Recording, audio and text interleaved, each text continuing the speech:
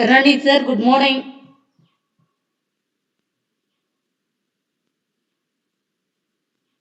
Ranjan sir, I have posted the live stream on the chat box.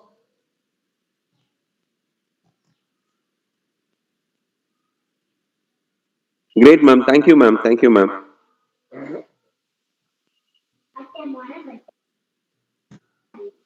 Yes, ma'am. I could see the link also, ma'am. Thank you, ma'am. Yes.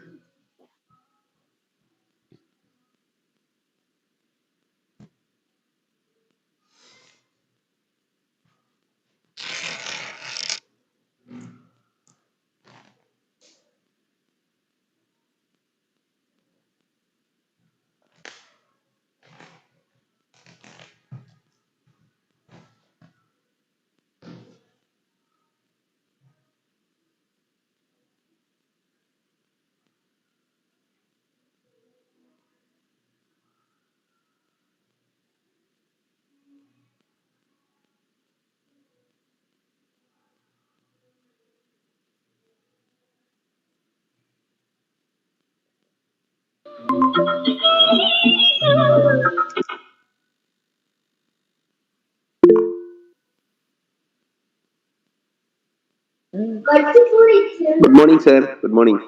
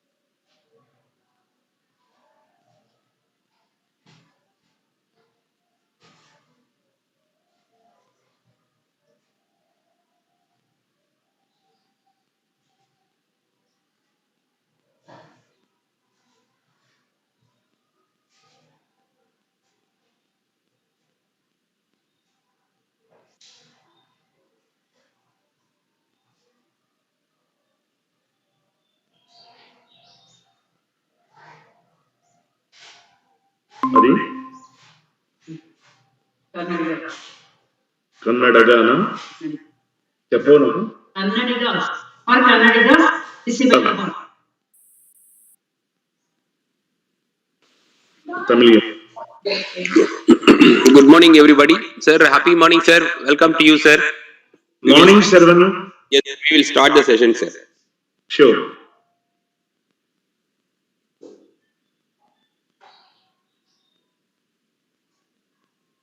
may straight away talk.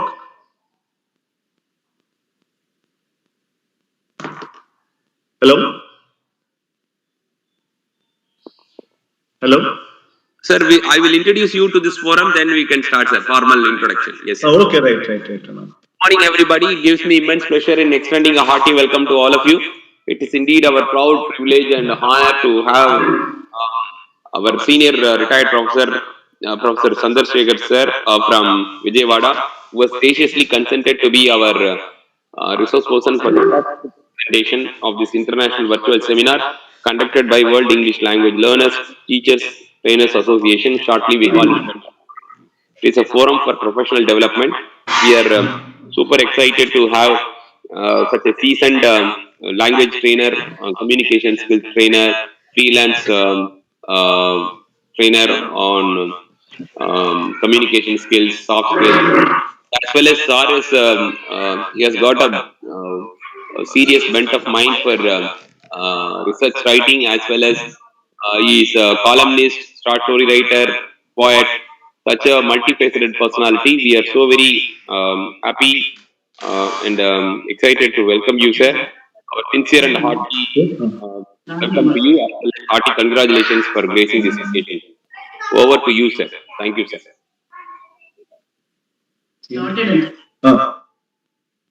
Morning, Sharvan. Happy morning, sir. Hearty Good welcome. morning to all the fraternity and those who have been kind enough, perhaps are ready to listen to what a bit of my understanding I would like to share and you would like to listen. The topic I have chosen for today's speech is language and culture. The word culture derived from French, which in turn was from Latin. It means to cultivate or tend. It also means the earth to grow, to cultivate and nurture also. It's a very complex term as it tucks into its fold many things that are many colored. It pouches like the kangaroo pouches its baby. It pouches the lion's share of man's life. The word culture mirrors many things of life of man, be it of social, moral, and aesthetic. And language is undoubtedly a part of it. We can't say which is great for these two now, as language depends on culture, and culture deepens and strengthens and enriches the language. It's through the language we express all our culture in different forms, which I would like to unfold soon. Culture is a broad spectrum of many diversified things of life of man. If human life is compared to light, culture is a prism. If human life is compared to light, culture is a prism. As such, culture is the transmitter of human life. It takes many things into its fold. Culture imbibes or absorbs different things. It encompasses the social behavior of man to normal food also. It's also the beliefs, tradition, rituals, arts, laws, knowledge, literature, music, and knowledge of individual capabilities and talent of the people also. Culture reflects the life patterns of the early man and those of the present day. By culture, we tend to know the human behavior from prehistoric time to the present day. Culture also means the kind of food people eat, the kind of dress they wear, and their elevated thinking also. Superstition is also perhaps superstitions. Ideas of luck is also a part of culture. Of course, these vary from one country to the other, and but to be particular, from one region to the other also. There are some 18 superstitions in this world. I would like to mention some of these. It would be interesting. Knocking the wood, throwing salt over your shoulder, broken mirror, and and all these. The superstitions give a sense of control. In fact, are lessens the anxiety and fear of the people. Superstition sometimes superstition is nothing but baseless beliefs, and they are born out of the fear. In spite of this, sometimes they lessen our anxiety, they lessen our fear also. They, in fact, discipline us and then control us, control our feelings perhaps. They are part of our life, and that they are part of our minds creation also, and they're part of environment, surroundings, and many things. Hence, a reflection of culture about superstitions. Culture also speaks about superstitions, which influences people very much. Culture takes into its fold objects and symbols, the meanings given to those objects and words also. And there are many symbols, as you know, many gestures, for example, help. They help us to understand the world around us. They have physical form. They might belong to material culture. For example, shaking of hands, when you meet the people, is a kind of sign, it's a gesture. And it's a European style of greeting.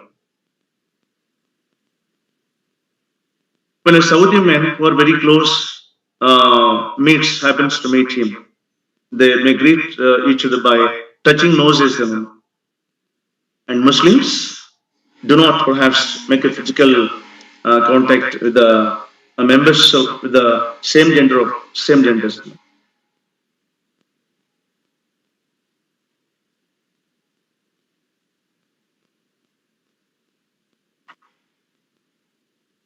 Now I come to the symbols here.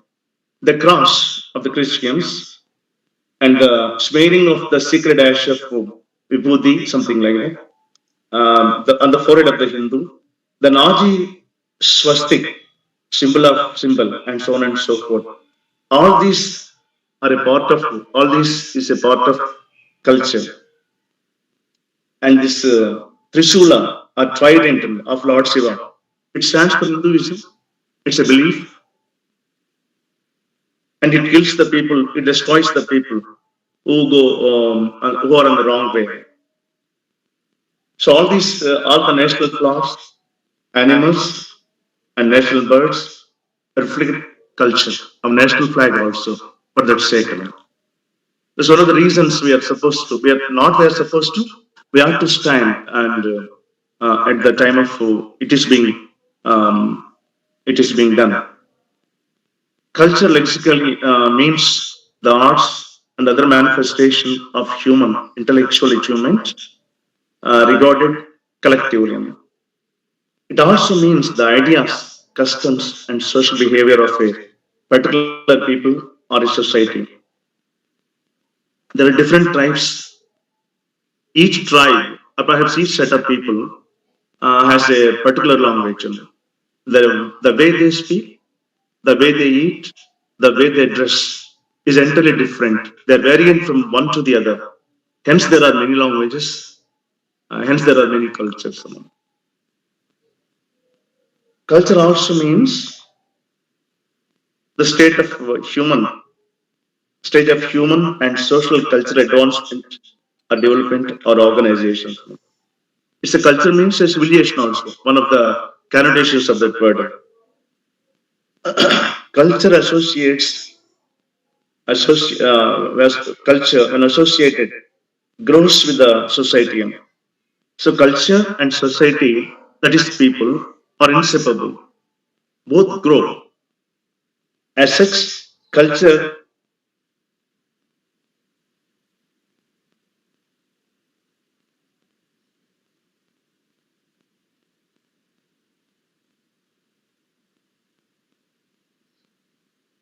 One minute, please.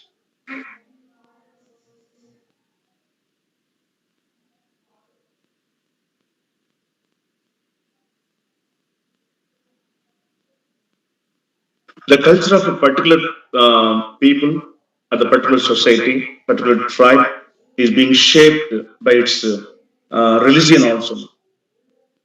Religion plays a dominant role in shaping one's culture. And the ethnic diversity of British society is quite amazing. There are many diverse cultures. In fact, culture is the way of living of the people. As this would not be the same or uniform all over the universe, it varies. This has led to different and many cultures. Culture shows us the life led, the excellence of taste in the fine arts, regarding food, regarding the food materials they prepare, is also known as culture. An integrated pattern of human knowledge, beliefs, and human behavior is a part of culture. Culture speaks about the outlook, attitude, values, and morals, goals, and customs shared by a society. Culture is very complex term, very in fact complicated term.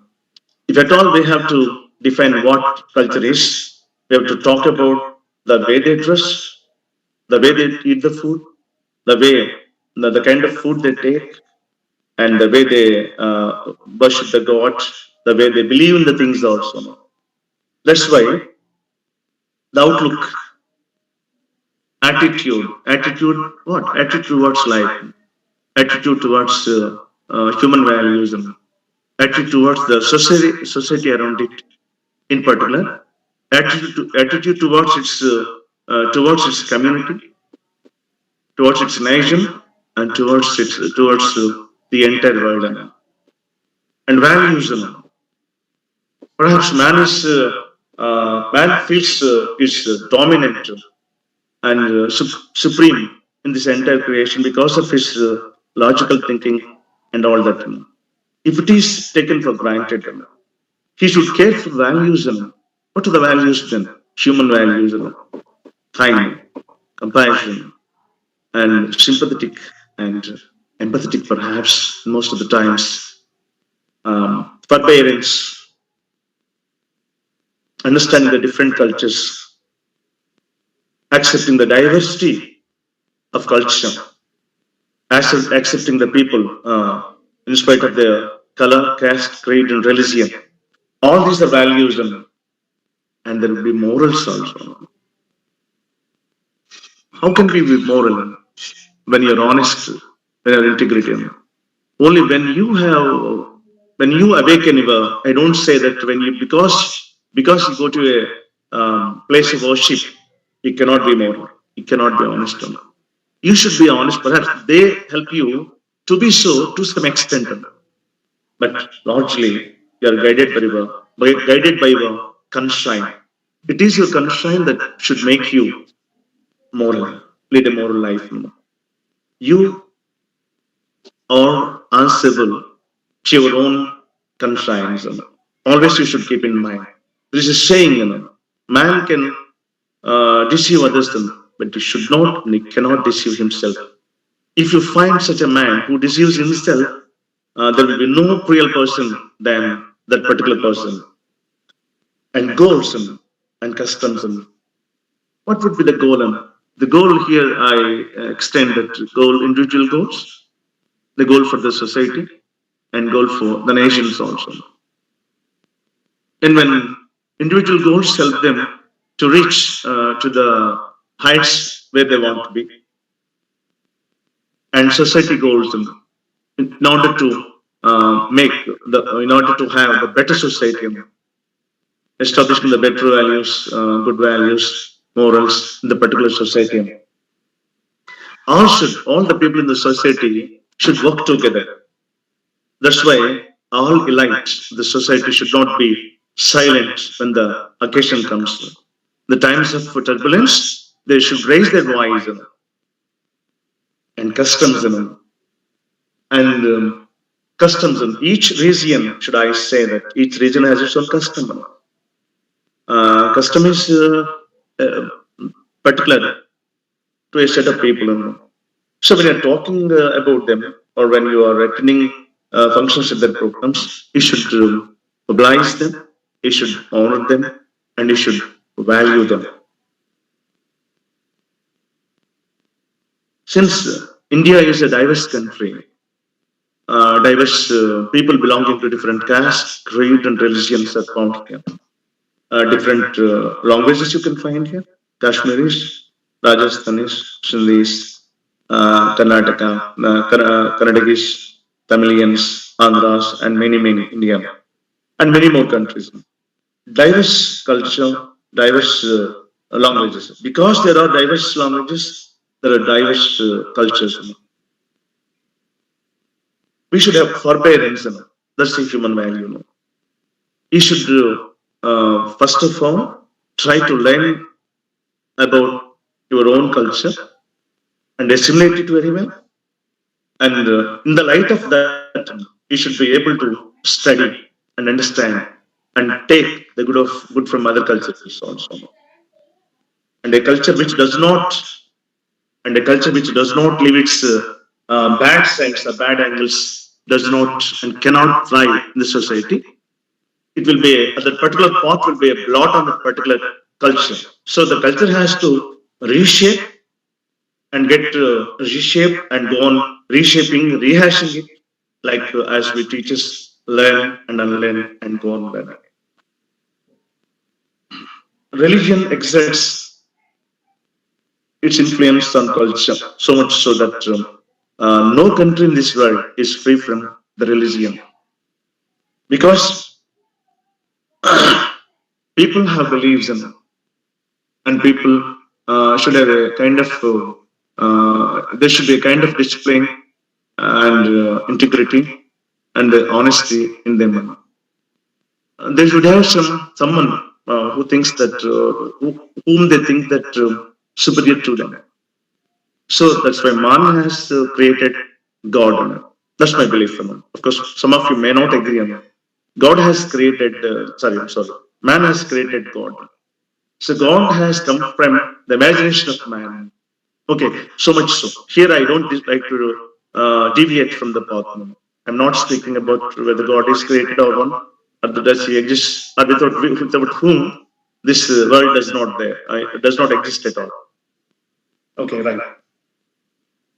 So once God is there, the feeling that God is there, otherwise perhaps a superior feeling, a superior power, and which binds man to that particular God and all religion.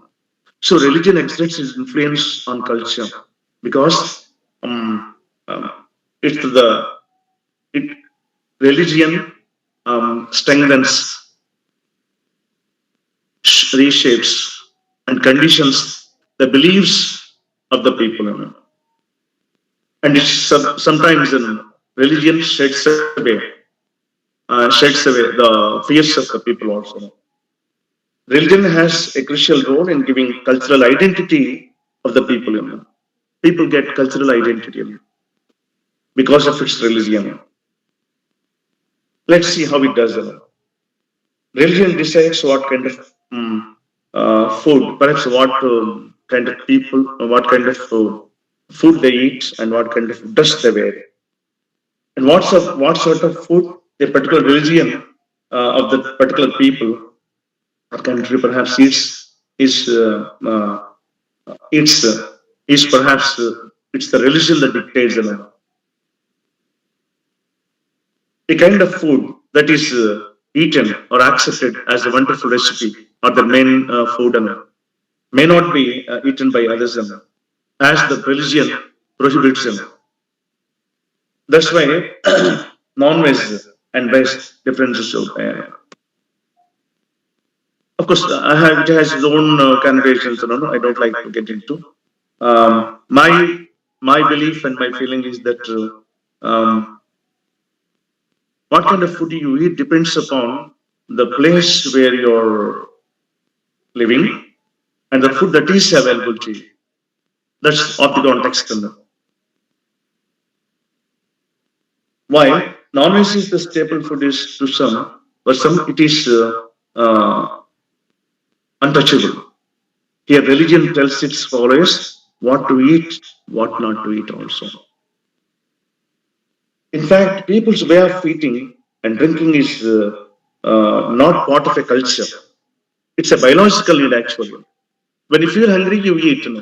When you feel thirsty, you drink water. It's a biological need.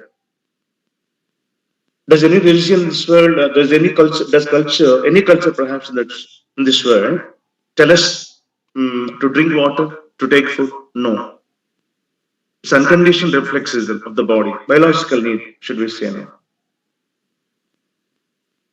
Taking food is an answer to satisfy your hunger, that's all.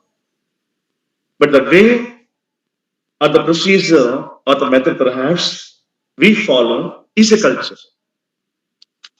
The kind of food you eat and the way you take, the process of cooking also is a part of a culture. For example, the Japanese and Chinese way of eating their food by chopsticks, and the European style of using forks and knives, and Southeast Asia like Malaysia, Indonesia, Sri Lanka, and India eat with their hands. The people of these countries eat with their hands, and it might appear odd for Westerners the way we take our food. And it's interesting to note that 250 million people in the world eat with their hands, and people who are very who think themselves to be very hygienic may not accept it, but it's so no. The different styles of eating is a chunk of culture. Let's remember the different styles of eating and the different kinds of food is a part of a culture. Not only that, the way food some people eat, the process of cooking is unique. This uniqueness is also culture. The way it is being cooked. We wear dress to hide our nakedness and as a sign of civilization. But but the world doesn't. The peoples all over the world do not wear the same kind of dress. The way of dressing, the material also changes from place to place, from region to region, from state to state, and from country to country also. Well, the dress and the way of dressing is variant. Let's not forget the fact that the climate of a country is a deciding factor for the dress. As naturally, um, most of the, especially Indian hot countries, like we need cotton clothes because they absorb sweat easily. Am I audible? Very much audible. Saravanan? Saravanan? Yes, sir. Yes, sir. You are very much audible, sir. Right. Yes, sir. While the dress and the way of dressing is varying, let's not forget the fact that the climate of the country is a deciding factor of what kind of dress or material we should use. India is a hot country, and naturally we go for cotton clothes, and that's why some of the educationists against prescribing a uniform and tucking of the dress also. That's because in these countries especially, and wearing of the shoes also, because people sweat much, they should not be conducive to the climate, but nobody cares for it. That's a different matter. There are many things that genius people and intellectuals say, and it's simply either ignored or not taken care of it. And in cold countries, they wear coats and all that. But recently, I studied in a book that even the cold countries, people stop wearing, most of them stop wearing coats. But interestingly, in India, most people wear coats and either casacks or something like that. That's the way of people of a region, how they eat and what they eat. Styles of wearing is also a part of a culture. If you go to for Andhras, it's pulihora. It's the recipe. For Kannada is bisbella bath. For Tamilians, Saravanan sambar. For Malayalis, puttu or idiyappam or avial. And for Bengalis, fish or jalapushpa, they like to call it. And so on and so forth. So the colonization does have its impact over its natives, thereby affecting the language and culture as well.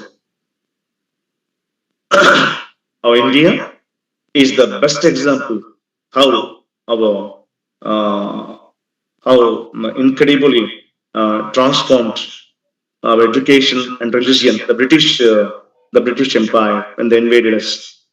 The noticeable thing here is the colonizers' culture, in long ways, also get influenced.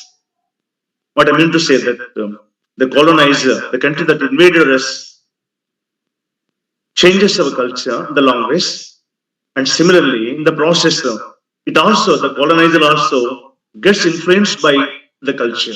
That's one of the reasons the British have taken bandicoot and etic and certain birds, some of the birds, and for etic they say that the roof within the roof. For bandicoot, in Telugu we say pandikoko, we call it. A big rat perhaps. Mouse we have, a rat we have, and a big rat.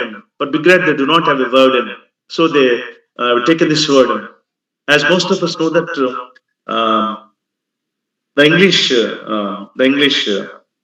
are the best and amazing borrowers regarding the words, and they're ready to imbibe and take it to their fold. What is not in their language, perhaps, so as to enrich it more and more and more. Our country, the best example, how it transformed them. I told you already.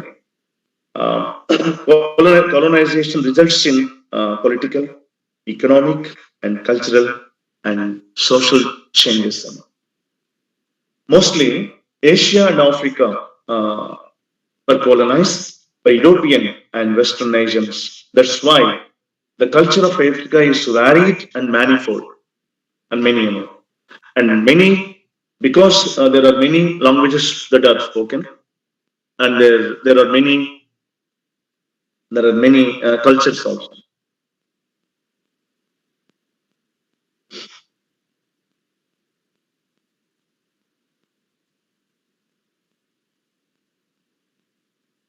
It's a mixture of it's a country in some countries. It's a mixture of cultures with various tribes from the continent of Europe, social values, religion, moral, political values, and economic, especially aesthetic values also. They get changed, influenced. All these contribute to variegated African culture. Pakistan culture is very unique in terms of um, its diverse culture, diversified people. It's because it's formed within the main cultural complex of South Asia, Middle East, and Central Asia also. It is clear from this culture undergoes a change because of various ethnic differences also. No? Ethnic differences among the people living in particular country also give rise to different and diversified cultures. No? India is a wonderful ethnic country, and we speak about unity in diversity. In later, perhaps I don't know. I'm afraid I have spoken elaborately about culture first. Culture, the first part of my speech so far, and so I don't know whether I have ignored the second part that is language. Unless and until establish what culture is, we cannot perhaps much convincingly speak about the other part. That's why I have taken most of the time. Now, my dear learned friends, let me take up the language. Language is, as most of us or all of us know, the prime source or the vehicle of communication, is through which the entire world communicates. Of course, there may be non-verbal and sign language and through body language. That's all that. But the prime, the main source of communication is speaking. That's through language. Apart from its fundamental use, that is to express what you want to or what you want to say to others, language plays a pivotal role in culture. It is through language we can speak about our history, our values, about arts, about literature. The cosmic form of culture, should I say now? Culture is a colossal figure, perhaps, figure, is the instrument for our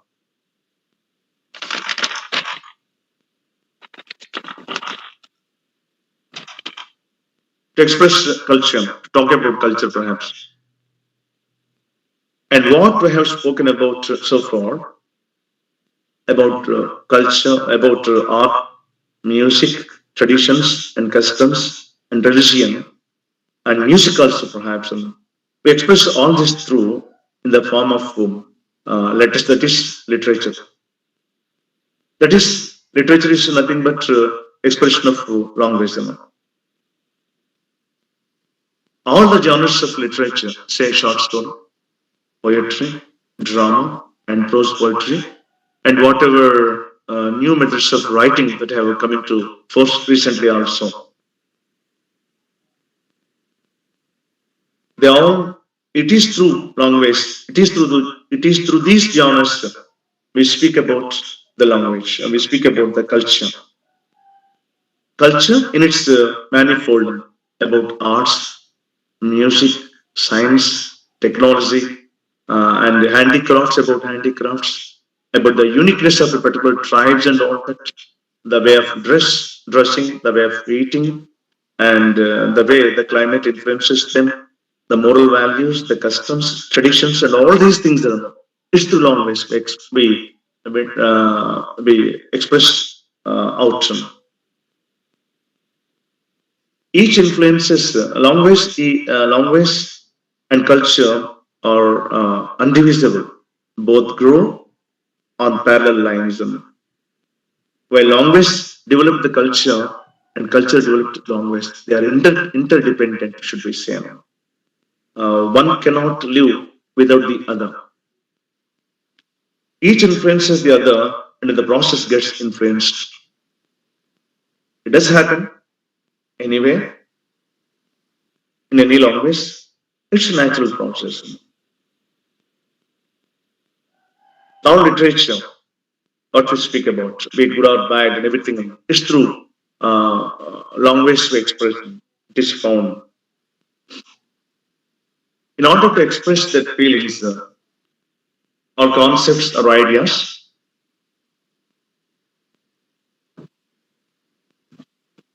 the writers use the language to mold our thoughts, to mold their thoughts, and mostly, especially in poetry, and some people for their sake, in their conversations, ordinary conversations, also use imitative language.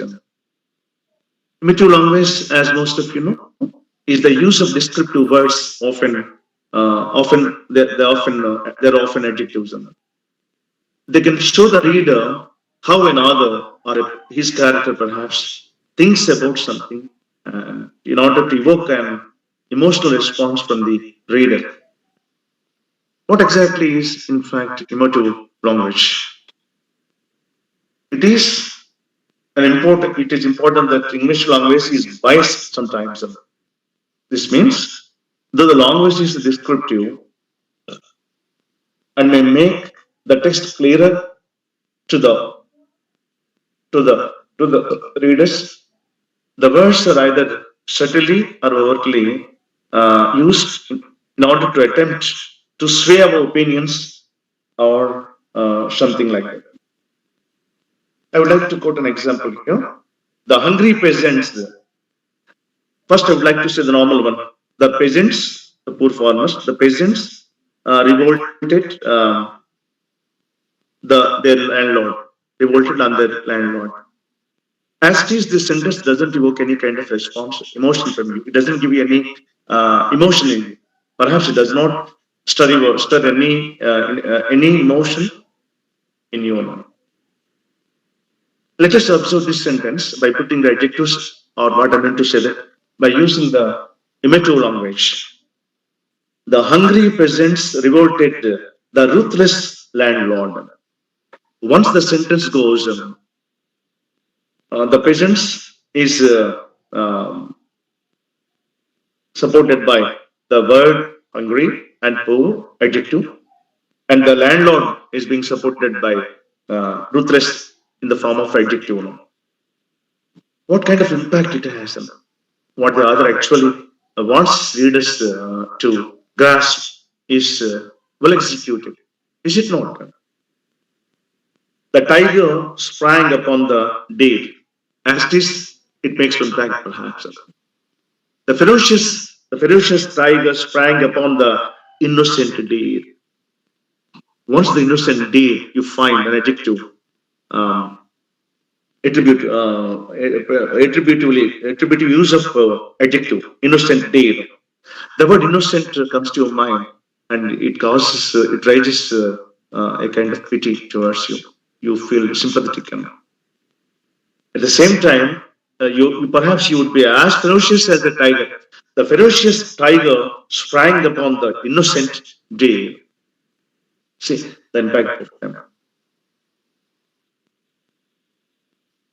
So, in order to get the result he wanted, the intended result he wants, sometimes they are used so far so good, but especially the political leaders use imitative language, and in order to sway their opinions, each party wants to establish that it is the most honest. It would perhaps bring Ramarajya, something like that. It would make many promises. It wants the speakers or readers, perhaps. I'm sorry. It wants the listeners to to feel that they're the only their rescuers. They would be the wonderful rulers for them. So that's why they use the imitative language. That's why one has to be very careful about the use of adjective. And some of us, perhaps, my experience tells me, when the young Turks join the novice in our department, when I was in the Department of English somewhere in a college, they are fond of using adjectives. One has to be very careful. One has to be very careful to use the words. Before we use the word, a particular word in any, not only adjective, any adverb, any something like that, any qualifier perhaps for that, you have to wait whether there is the need of it. Next, right line. And in the suiting to the context. When you don't find this ambience, perhaps you should not. What right have you got to use the words? Language is a wonderful horse. It's like a panchakalyana. It makes you ride very comfortably as long as you control it. Once you are not able to control it, use the language as you please. It rides as she pleases and makes you fall on the ground. So be careful and be cautious about the use of words.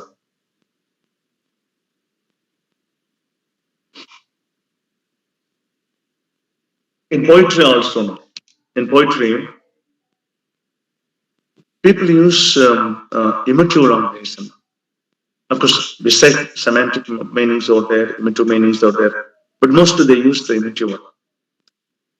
For what purpose? To express their feelings, thinking that they perhaps the poet is very the poet anyone weighs the words carefully and uses. Perhaps you would think that such an adjective or such an adverb, such a noun perhaps would be uh, uh, required in that particular context. As most of you must have um, read a Chilean poet, Pablo Neruda. In one of his poems, The Word, he wonderfully explains to you, tells the process of the word that comes out of how it is born in your mind, how it takes shape,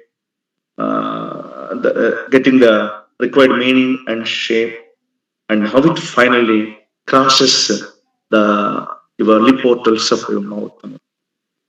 So be careful. One has to be very careful about using the adjectives.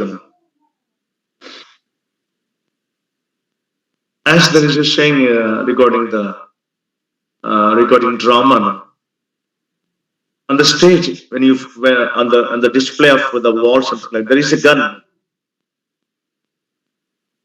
We should use the gun somewhere at a point, unless it should not be exhibited there. That's what the great dramatists say. I don't know how far it is true.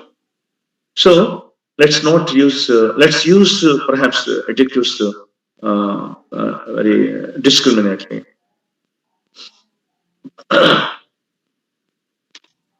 Dramatists, for that sake, especially Christopher Marlowe, while describing that lady, and then Shakespeare also, the Julius Caesar, the speech, "Lend me your ears, please." He was how emotive it is. Of course, it is intended there. When it is really intended, when you're able to use it very skillfully and very tactfully, you're right. There is no argument over it. You'll get full permission. But when there is no need, we should not do so. That's what the language and linguist experts say. A wonderful poem. Perhaps I often read the Pablo Neruda's poem, especially the bird.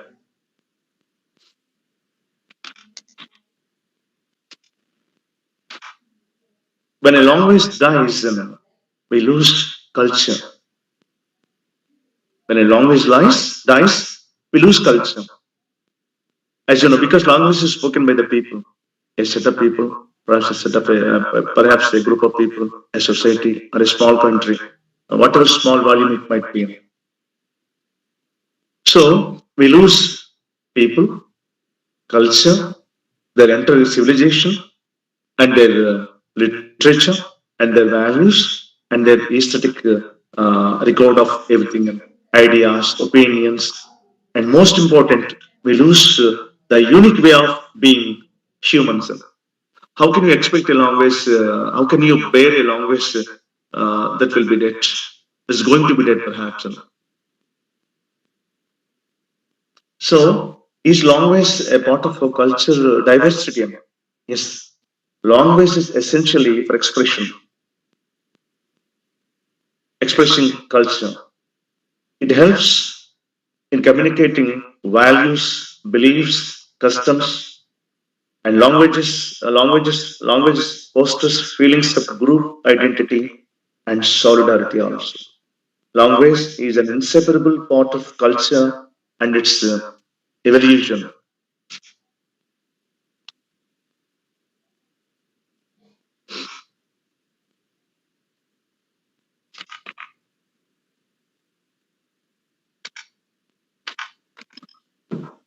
Language plays a very crucial role in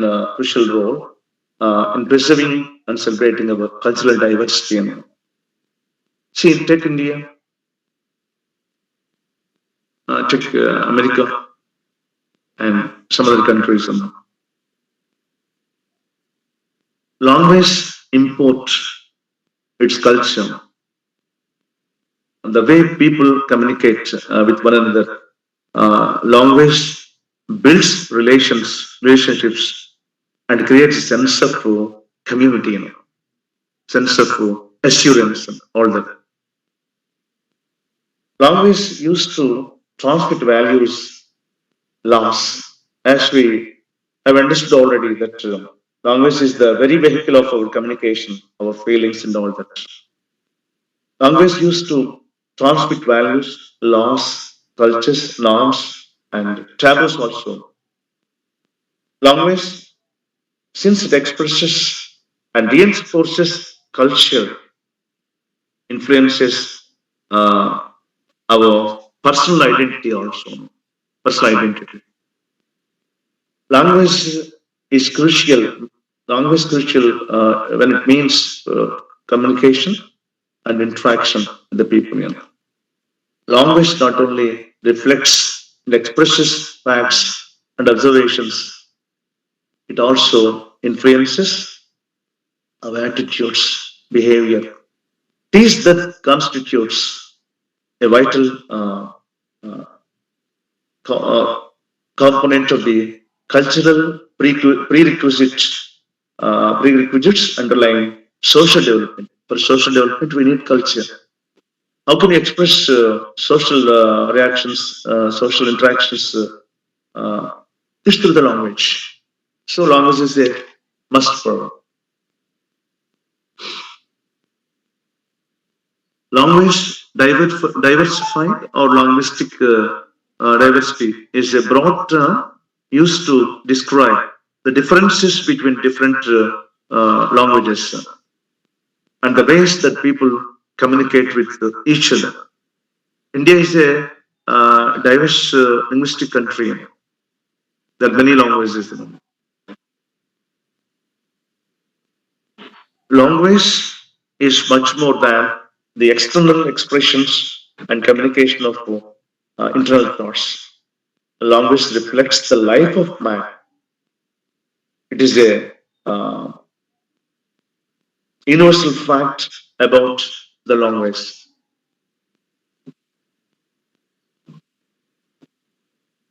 What shall we do now?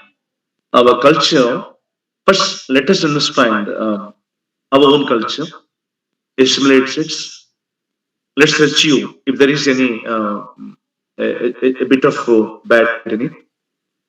In the light of its reflection, in the light of its understanding of that particular our culture, let's learn the culture of another state or another region for that sake.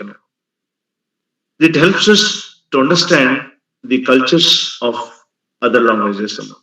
Once you understand the cultures of other countries, other people, you can better or you can understand them better and more deeply than ever.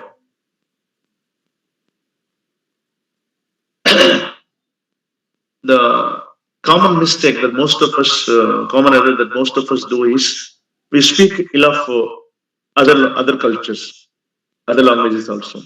The way it sounds, each language has its own beauty. Each language has its own beauty, its own rhythm, own music, and all that. Uh, as uh, as John Keats puts it in the poem "Ode to Autumn,"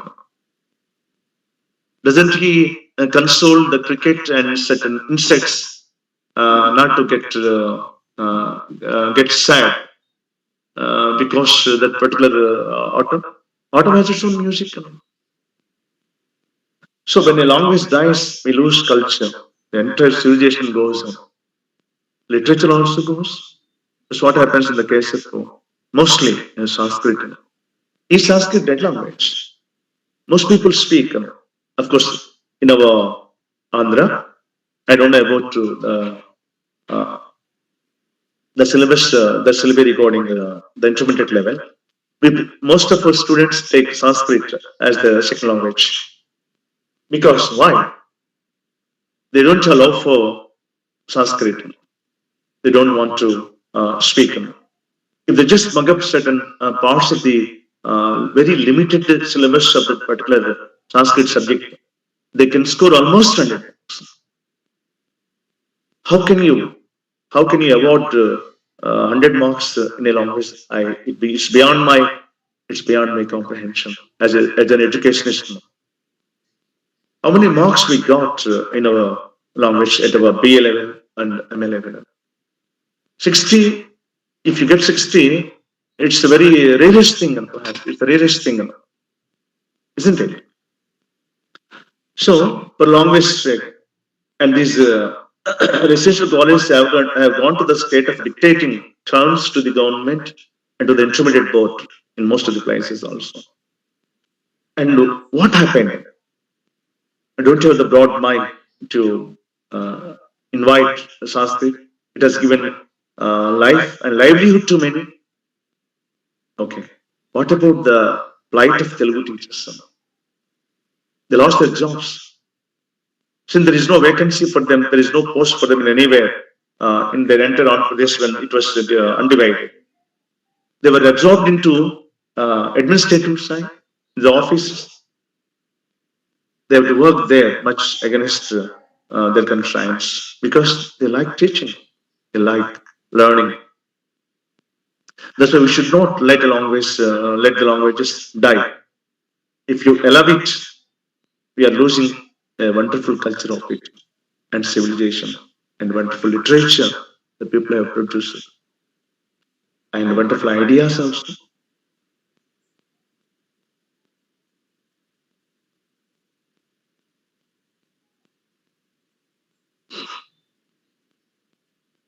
Okay, we have to let us understand our first of all our culture and assimilate it and learn the culture of other regions, states, and countries.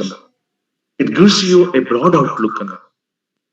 It widens perhaps your mental horizons,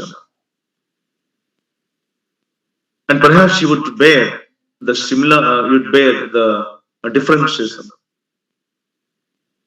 and how are all the siblings born to a particular in a family, particular parents, same. They have different tastes, different attitudes, different ideas, and all that. So, our country's individual values, norms, and history is understood perhaps best well if you have culture. If you read the particular culture of, but if you read the culture of a particular country, culture is strength, our strength. Culture is identity on all its sides. The beauty of the world lies in the diversity of its people. If all the people in this entire country speak the same language, use the same, eat the same food, use the same, wear the same dress, do you like it? Suppose you have all the seasons, only one season, and this entire year, throughout the year. How do you take it? Can you relish it? We can't. We can't. So the beauty of the world lies in the diversity of its people, cultures, and all that. We should uh, enjoy being introduced to another culture and absorb in you whatever interest and whatever good perhaps you find in it. The crucial differences with which we distinguish humans, the society, and human beings or the are not biological, they're cultural. Cultural, cultural differences, cultural differences does a lot of harm.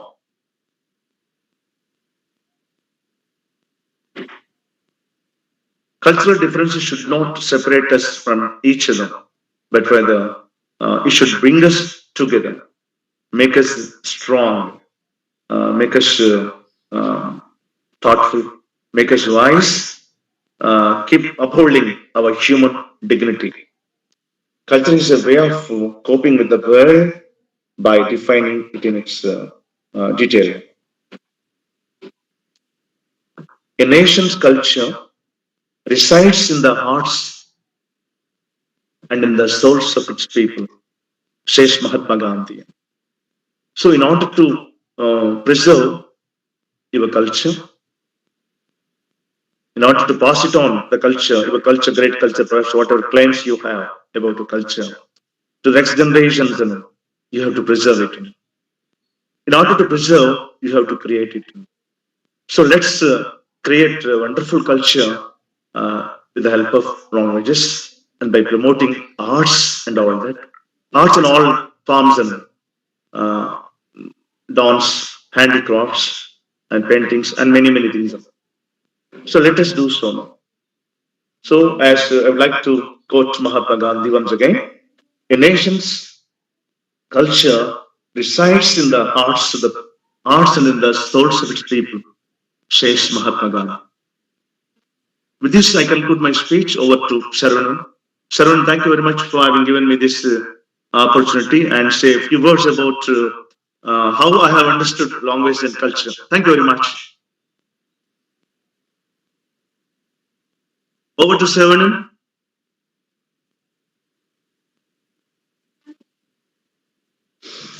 Good morning, sir. Malati ma'am. Good morning, good morning. I was listening to your speech, language and culture. Definitely. There is no language without culture, and there is no culture without language. Yes. We know it. The only thing is that now we are putting it in words. And one important aspect that you were speaking on, the general ones everybody knows, but the diversity concept is very important. Yes, that's there. Even we don't talk about diversity, we talk about contrast. And contrast means opposite. Yes. Yeah, opposite or near to opposite. That is Yes, how we take it. So, if we do not have this type of variety, if we do not have the opposites, if we do not have one thing challenging the other, and the word challenge be used in a constructive way. Yes, you're right. Then it actually enhances the beauty, value of everything. Yes, ma'am. Let us say, for example, if a person limps and is intelligent, intelligence is highlighted by that physical acumen. Yes. So it is the same with language and culture. That one thing actually supports the other. Yes. What way? Not by being similar. At times by being dissimilar as well. So, yes, language and culture, they go hand in hand, and the more the variety, the more the diversity, the better the input.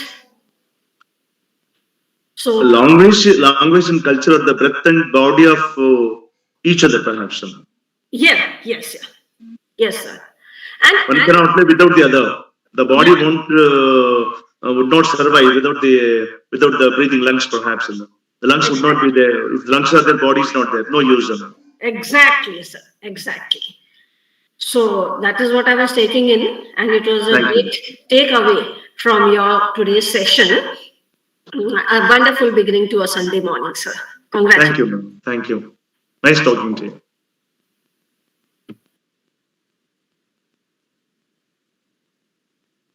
Hello, Saravanan.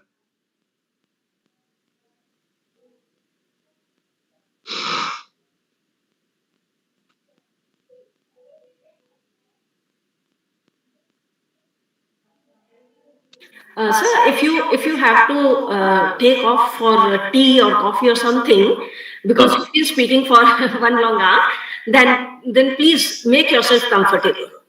oh. Yeah, because see, it's you've been speaking for such a long time, and obviously you need something now. No, it doesn't matter. Thank you. Exactly, madam is absolutely correct. Sir, you can have some refreshments, sir. I think Saravanan is, I think he is, yeah, I think he is already disconnected. I think, yes, he can, sir. Excellent deliverance, sir. I keenly, listening to you. Thank you. Excellent, sir. Thank you. Really, we got, enormous resource from you. Thank you, sir. Thank you so much. So, how do you Uh, pronounce your name? How do you pronounce your Edil, name? Tell me. Edil, the sense, beauty, beauty. Edil, Edil in the sense beauty. And then Arasu means as a government. Oh, Governance. Arasu, Tamil Nadu Arasu. Yeah, oh, we call it as a Tamil Nadu Arasu. Arasu means oh, king and governance and government. oh. Governance and government, maybe we take it as a king. So, you're the government and governor in your house, sir? I am not at all. I am I am the last person to do all sorts of outpours and I can sir, You know, conveniently since ask. since you're not in you're Tamil Nadu, your Uh, wife, remember that Jayalalitha ruled. yes, yes, yes. He was a great, that politician. After our demise, sir, so many personalities are now are in the queue. One by one, they will get their chance. Sure, sir. Am I audible? Very Yes, good. yes, sir. Very much, very much. Yes, sir. Always see, sir. Whenever the people choose to give the opportunity, the politician should make it as make use of that in a proper way. Or otherwise, the people are very smart. They can take that and give the opportunity to someone, a new face or already an old face. They are all in the queue. See, now the corona is gone because the election is now coming soon. Okay, sir. Thank you, sir. Thank you, sir. Thank you so much. Thank you. Nice meeting you. Talking Thank to you. you. Very nice, sir. Very nice to meet you. Thank you. Thank you, Edil sir, for your inputs. And again, hearty congratulations, sir. Thank you, bro, sir. Thank you. Thank you. Thank you, Shavner.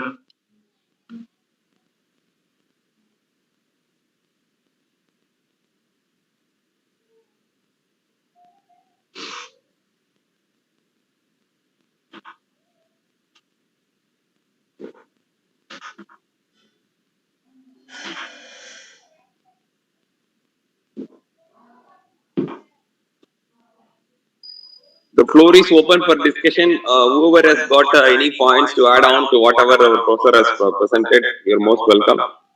And it was a treatise on various cultures and language. It was really amazing, sir. You covered upon all the countries, and again, their culture, language. It's amazing. Shavner. Yes, sir. At a point, I thought that while I was preparing this speech, I felt that I was going to be engulfed by the cosmic form of culture. Absolutely. Yeah, yeah. It is The cosmic, because it's very wide, it has no boundaries. it It's a transcends colossal all the form. boundaries, sir. That's what culture. No, something. Culture and language. It is something. Yes, sir. Suppose the cultural should not be a barrier for, making friends and making friends with others. And the other culture also, sir, the same way, we can learn from other culture and we can imbibe and we can accumulate other ideas, sir. We are in the commune. We are called as a literary commune. This is, Yes, oh yes, sir. Thank you, sir. thank you.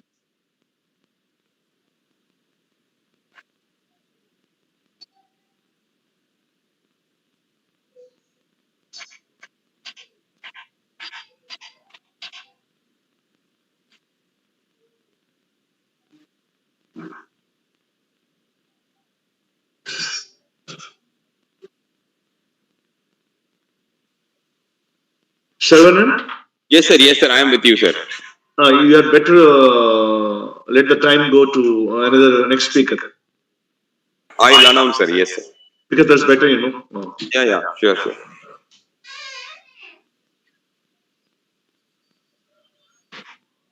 Sure, sir. We will do it, sir. Yes, sir.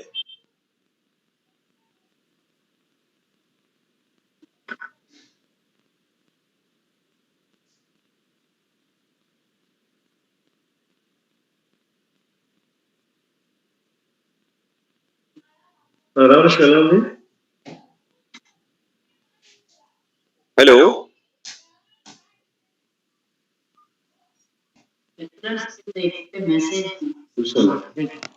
That's correct. బాగుంది అంటే రాష్ట్ర కానీ Happy morning again, and it is really wonderful listening to our Professor Chandrasekhar Kodapatti, sir. And Boddapati BODDA Boddapati DDA డా Bodapatti, yeah. No Bodda డా DDA Yes, sir. Right okay Not seeing your name, sir. Please excuse me for that. no doesn't matter And again, it is really amazing to listen to such a wonderful treatise on language and culture. And also, we have had a wide variety of range of inputs from sir, and again, such an experienced professor. We really know, sir. We cherish the presentation, sir. And again, moving ahead, we have our Kokilavani, Dr. Kokilavani Madam from Associate Professor of English from Hindustan College of Engineering and Technology, Coimbatore. Madam has agreed to present on teaching online challenges and solutions. And I would like to give I would like to give a chance as well as I would like to say a hearty welcome to Dr. Kokilavani Madam for the second session of the day. And Madam is a very seasoned expert in English language teaching and literature teaching. I would like to introduce you, Madam, to this forum formally. Then you can proceed, ma'am. Give me a minute, ma'am. Yes, ma'am. Yes, sir.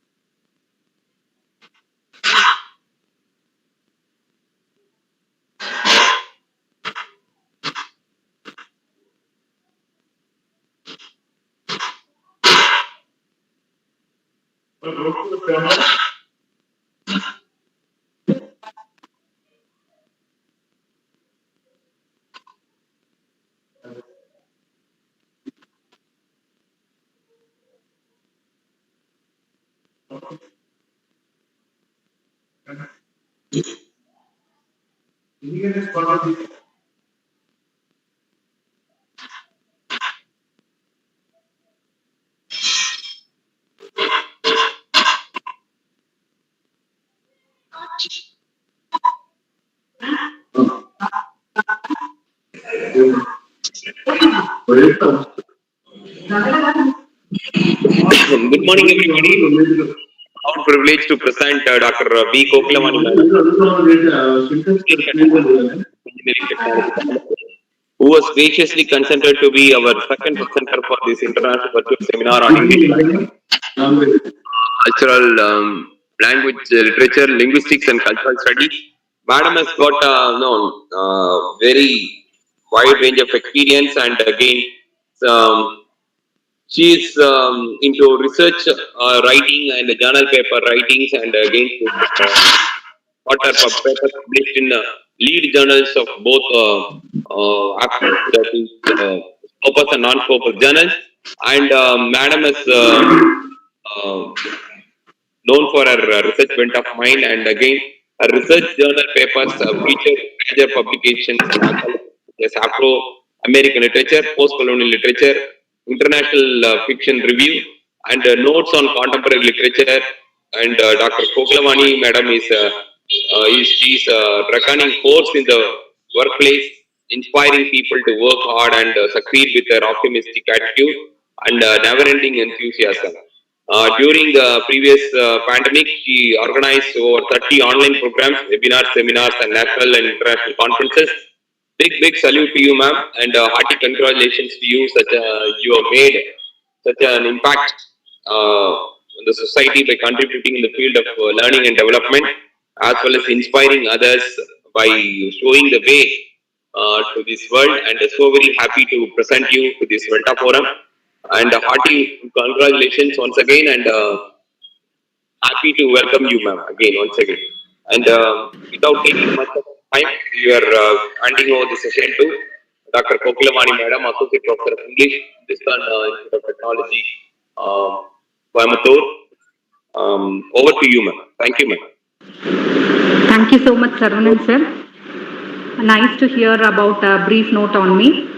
Good morning, one and all present here.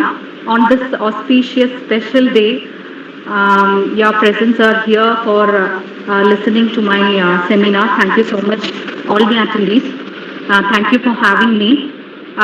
First, I would like to thank Dr. Saravanan sir for providing this platform to enrich or share my ideas to this teaching and training community persons. I'm going to speak to you today about online teaching challenges and solutions. So Ma'am Kokilavani, would you please forward yourself a bit? We can't see you. Yes, you can't see you well. Right now, it's right. It's better. Okay, sir. Thank you. Thank you very much. So before starting my session, I would like to share one information, or you can take it as a news. That news I have got from my friend. She has been living in abroad. Once in a while, she went for a shopping for getting a provision. There she saw a new robo wandering here and there in the store for taking an order. So what do you think about this?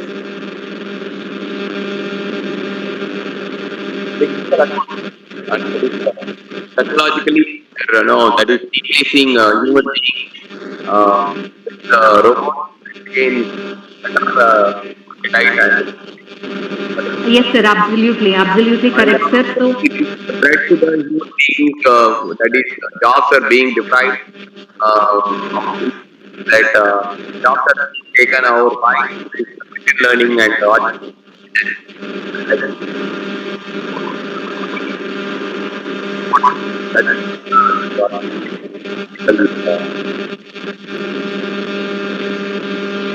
yes, sir. So you are absolutely right. Nowadays, at present era, the technological part is improving day by day. So based on this technological part, how this technology has been implemented in our education system. So that is how I am going to tell about the outline structure of online teaching methodology. So before moving to this section, I would like to tell about what is the difference between, we all have heard about 1.0 teaching methodology, 2.0, 3.0, and at present we are in 4.0 technology system. Do you have any idea about these kinds of technology?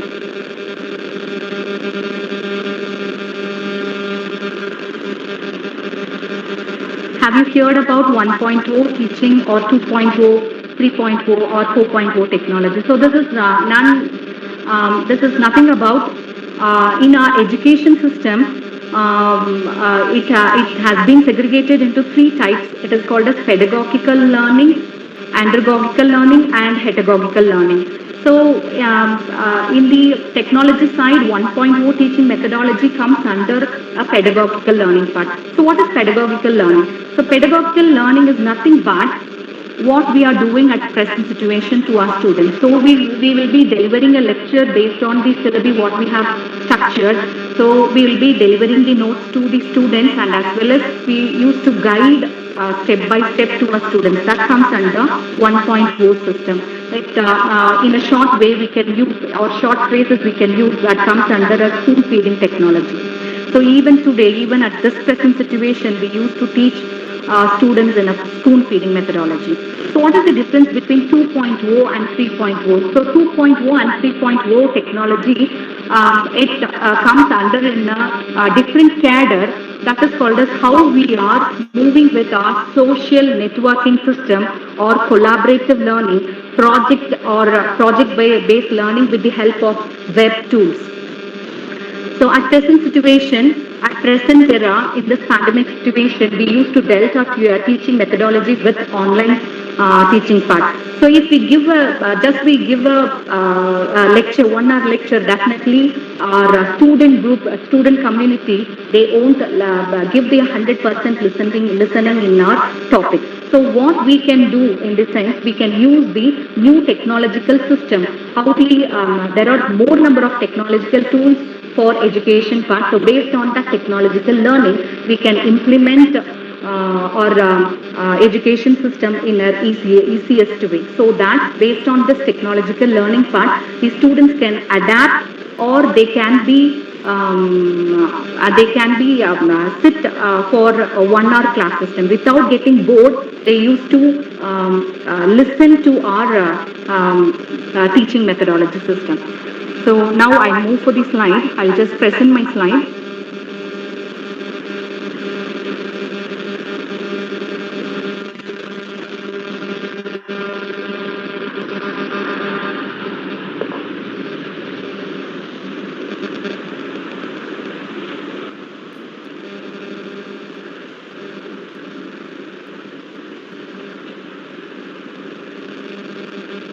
Can you able to view my slide?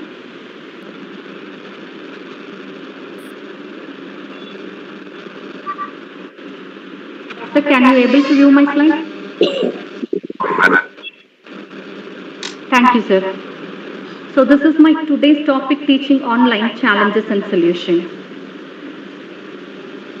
So I'm just giving about the online of 4.0 technology, 3.0 and 4.0 technology system. So what is called as online teaching? So everybody know what is called as online teaching is nothing but what we are doing it now. So how this Velta session is used for webinar session, how we are using our technology part in this teaching methodology, that is called as online teaching. So in this, it is a new reality. It should be known to everyone in the year 2022, because based on this pandemic situation, in the period 2019, we are facing this COVID pandemic situation.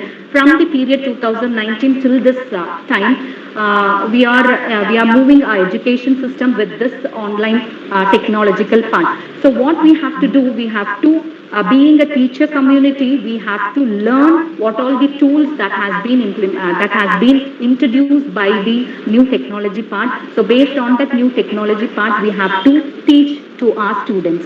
So it is a process. Online teaching is nothing but it is a process of education to educate others on a virtual platform. So this type of teaching learning involves live classroom, video conferencing, webinars, and other online tools.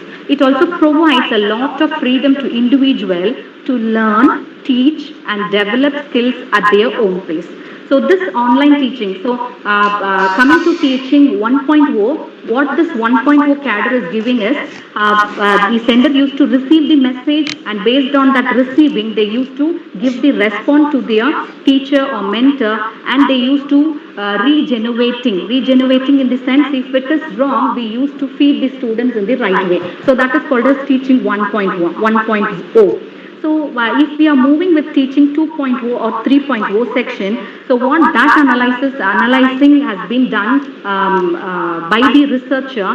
They have what if we implement the tools to the teaching part, the learners can connect as a creator, so they can grasp our teaching methodology. So based on that grasping power, they can have their own creative narration, and they used to construct their sentence structure or word structure in their lively method.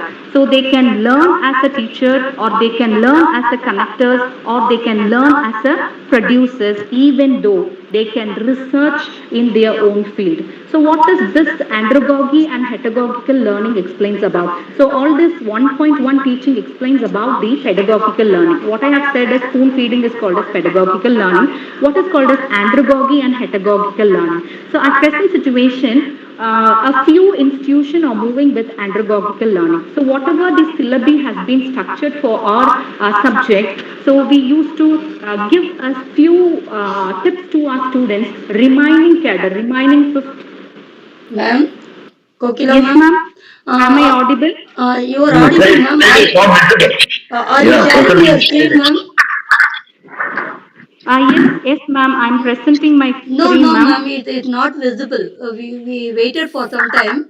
It's not visible, ma'am. Your screen is not being presented. You can reset it, madam, please. 1 second, sir. I'll just connect it again. Oh, no issue, no, please, madam, take your time.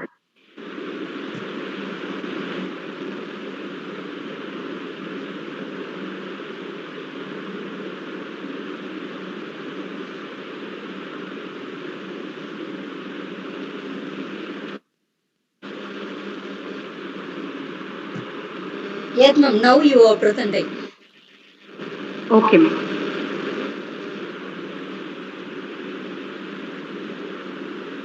Is my screen is visible now, ma'am? Ma'am, you are presenting. Your PPT is not visible.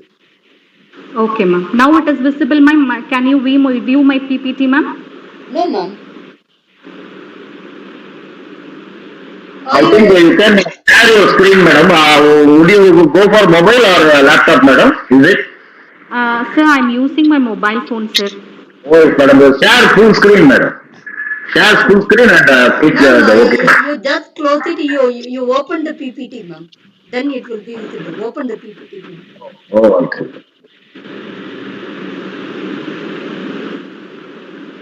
So now, sir. Ma'am, ma'am. you're sharing via mobile, no, ma'am. Yes, yes, as ma'am said, you can just go and click the PPT, that logo button.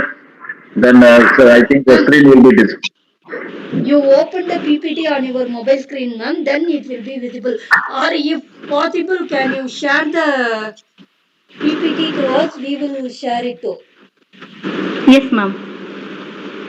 Shall I share the PPT in that group, ma'am? Ma'am, if possible, Velta 2021 or send it to Saravanan sir, ma'am. He will send it to the mail. Okay, ma'am. Okay, ma'am. Just give me a minute, ma'am. Yes, ma'am.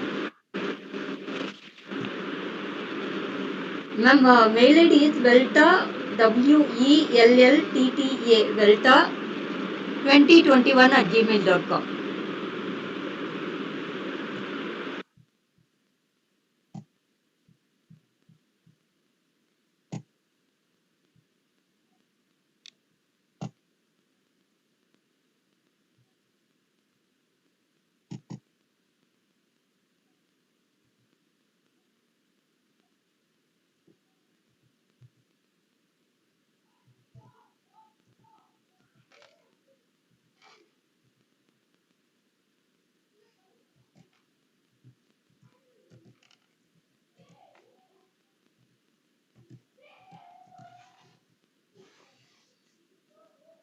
Ma'am, I have posted the mail ID in the chat box, ma'am.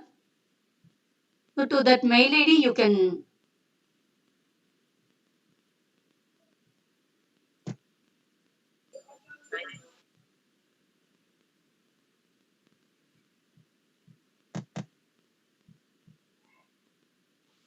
Well, what happened, ma'am?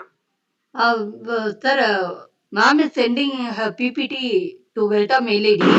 We will process it. be able Ma'am, to could you present. send it through WhatsApp, ma'am, so that we can, Yes, sir, sure, sir. I'm just, it is downloading, sir. Just please give me a minute, sir. I'll send it. Yes, ma'am. take I your have time. posted the mail ID also in the chat box, ma'am. Either way, it's fine.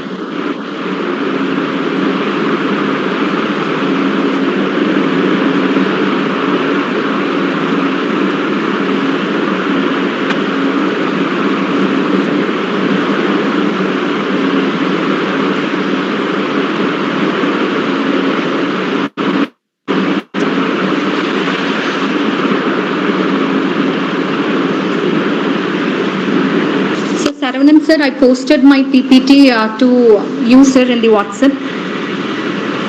Yes, sir.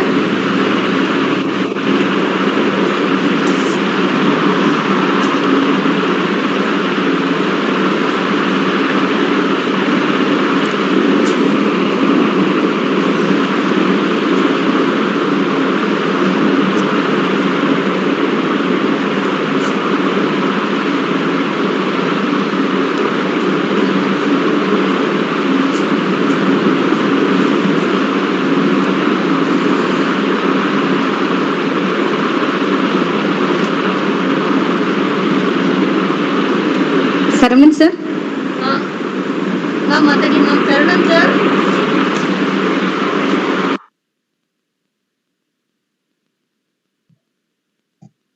Saravanan, sir.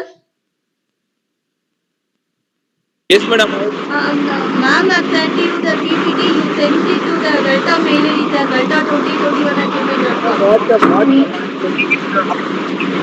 Okay, sir. Let me try. Please, ma'am. Otherwise, Okay, sir. You send me to the other mail ID, sir. Other WhatsApp 7397 WhatsApp. both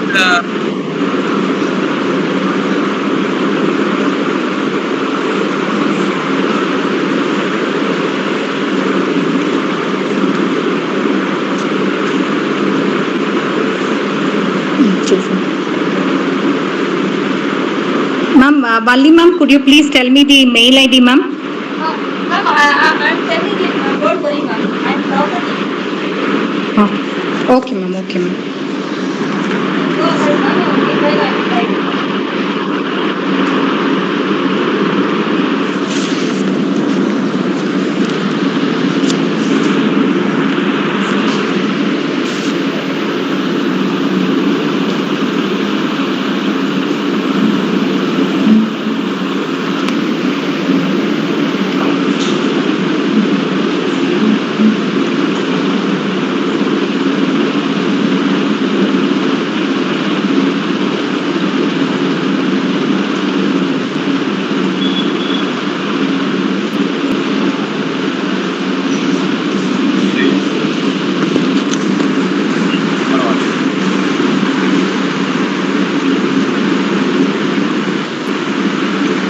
I'm Kokila, ma'am. Some kind of noise is heard. hello, Are you entering ma'am. into two Sir? ways, ma'am?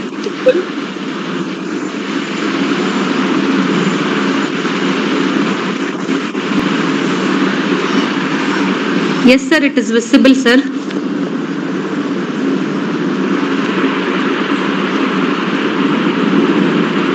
Want me to run the slide, ma'am?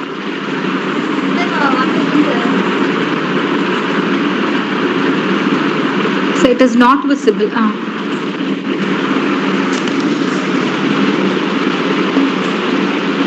The mail ID is being queued, ma'am. As soon as I receive, I will process it.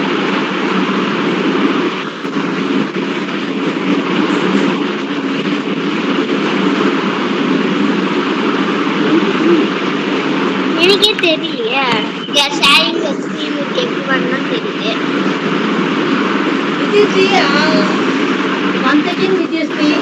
I will share it. okay ma'am I am trying to share and yes, some kind of noise is heard. Once again, okay ma'am it is being queued. Queued la நிக்குது. As soon as I send it, I will do that.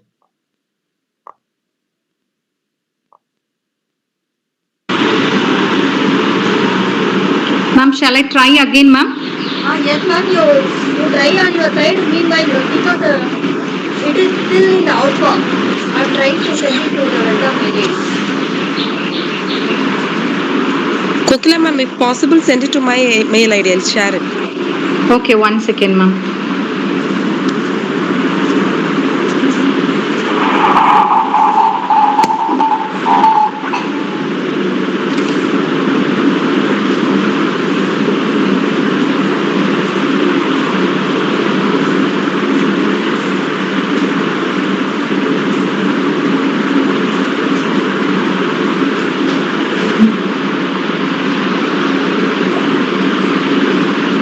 Sumati ma'am, please check your WhatsApp, ma'am.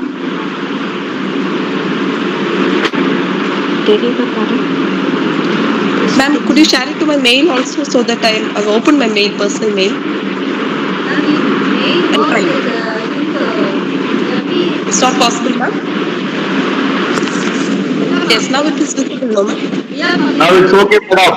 Okay, madam. Okay now. Now it is clear, sir? Yes, ma'am. Very clear, madam. We can continue our presentation. Visible. Now it is visible, ma'am. Outside, what is Yes, wrong sir. in Yes, it? sir. Very much Thank you so much, madam. sir. Please, ma'am. Please. Yes, Thank it's you so visible, much for ma'am. your patience. Sorry for the inconvenience No, happened. no, madam, don't say all these words. We are all, watching all scholars lectures here.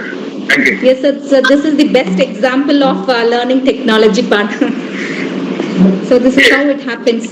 Madam, I tell you, don't mistake me. We should not depend the whole technology. The Yes, technology sir. can't help for the needy child. So we manually need to prepare ourselves and face any situation. Okay, ma'am. Yes, sir. I accept your point, but this is the situation. We have to accept the technology, right now, sir? Yes, I agree fully. Yes, ma'am. Thank you, sir. So, what is the online teaching methodology? I have insisting about 1.0 teaching methodology. In 1.0 is nothing but receiving what the message we have delivered to the students. The students used to tell something. So that is called as receiving from the student side, and response, how they used to respond to a topic, and regenerating. So regenerating is nothing but if they are doing some mistakes, we used to feed the students what it is right and or how they have to figure it out in the right way. So that is called as 1.1 teaching. That is called as pedagogical teaching in our education system. So what is heterogogy and andragogy system? Heterogogy is the social networking, how we are using the social networking with the collaboration, using of multitasking groups, or giving some projects. So half of the portion will be completed by the mentor or the instructor. Remaining 50% of the portions should be completed by the students. So what they used to do, they have to collect the material from e-sources. They have to check the e-sources. With the help of guidance of e-sources, they have to complete the task. So that is called as andragogical learning. So what is heterogogical learning now? So at present situation, the heterogogical learning is moving forward.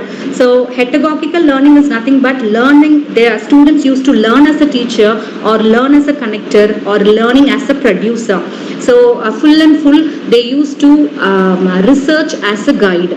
So we will be giving only the syllabus part. So based on the syllabus, they have to find what it is happening, and they have to do their research process in their taken out topic, and they have to find out a new scope, what should be delivered to this present world situation happen. So that is called as heterogogical learning. So at present situation, we are moving under in the condition of heterogogical learning, but simultaneously we'll be touching with the learning of andragogy and as well as the pedagogical learning. So what is online teaching? So this online teaching is a process of education to educate our teaching methodology based on virtual platform, and this type of teaching involves live classes or video conferencing or webinars, conducting webinars and other online tools. So based on these technological terms, it used to provide students to learn individually. They can learn or teach and develop their skills at their own pace. So I have given, is there any definition of online education or online teaching or distance learning, hybrid learning, and some other similar terms. So online education and online teaching is nothing but what we used to tell as e-learning system. So same what I have given the definition of online, that comes under as online education system. So based on the helping of online methodology, where the students used to learn a fully virtual environment. So this online education system already has been introduced in long ago, but 100% of students has not been implemented in this online education. So whoever has used to have an interest by learning in online methodology, they can connect with their mentor. So one-to-one methodology teaching system already has been introduced, but during the pandemic situation in the period of 1990, this online education system has introduced for all the children's. So this creation of internet used to utilized in the distance learning, also called as e-learning system. So based on this e-learning system, from the kindergarten students to the higher education or university students, they can enable their knowledge in the different areas to engage with academic side, and as well as their learning flexibility at their own pace. So these are the types I have given: online, hybrid, and distance learning. So distance learning is nothing but already we have come across. So we have to register a course in the university or the institution. So which course we used to like, we can register. So two-way methodology based on if we are working. So we can evening classes we can use to learn based on the distance learning part. So the institution or the university, they used to give materials or the video content. Based on that content, we can sit at home and we can complete our learning process. That is called as distance mode. And what is called as hybrid learning system. So this hybrid learning system has been implemented in our teaching part. So what is called as hybrid? Hybrid is nothing but we are segregating our students in a group learning methodology. So just imagine we have a students at 40 in a class, or 60 or 70 maybe, based on your institution. So if we teach through the online, definitely 100% of the students will not be listened to our words, what we used to tell. So what we can do is we can connect with the hybrid learning. So this hybrid learning is nothing but segregating the students in a group way method. So what is called as, how the group system has been created in the sense, you have to create 5 or 6 members. Based on the strength, you can segregate the students in a group way method. You can, the mentor or the instructor can give a topic to that group, so they can bring their knowledge, or they can innovate their ideas inside the team, and they will be letting out their points to the instructor. So they will be it will be helps in this hybrid learning. So this learning will be enable students to enhance their idea, or they can implement their creative learning methodology in this hybrid learning path. So I have taken a few examples. So these are the courses I have mentioned: NPTEL, Coursera.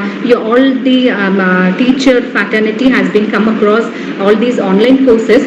So a few courses are free and few courses are paid courses. So based on this this online course methodology, you can implement. We can implement this online courses to our students, so that the students can gain better learning methodology system. Why this better learning methodology system? I have said this type of learning methodology can be introduced as a flip-flop learning system, or in a group way learning system. So how this courses has been enabled in this online, they will be giving a lecture, video lecture. If the video lecture is not understood for the students, the description will be given below, and after completing the task, the certain assignment has been fixed upon their selection of the course.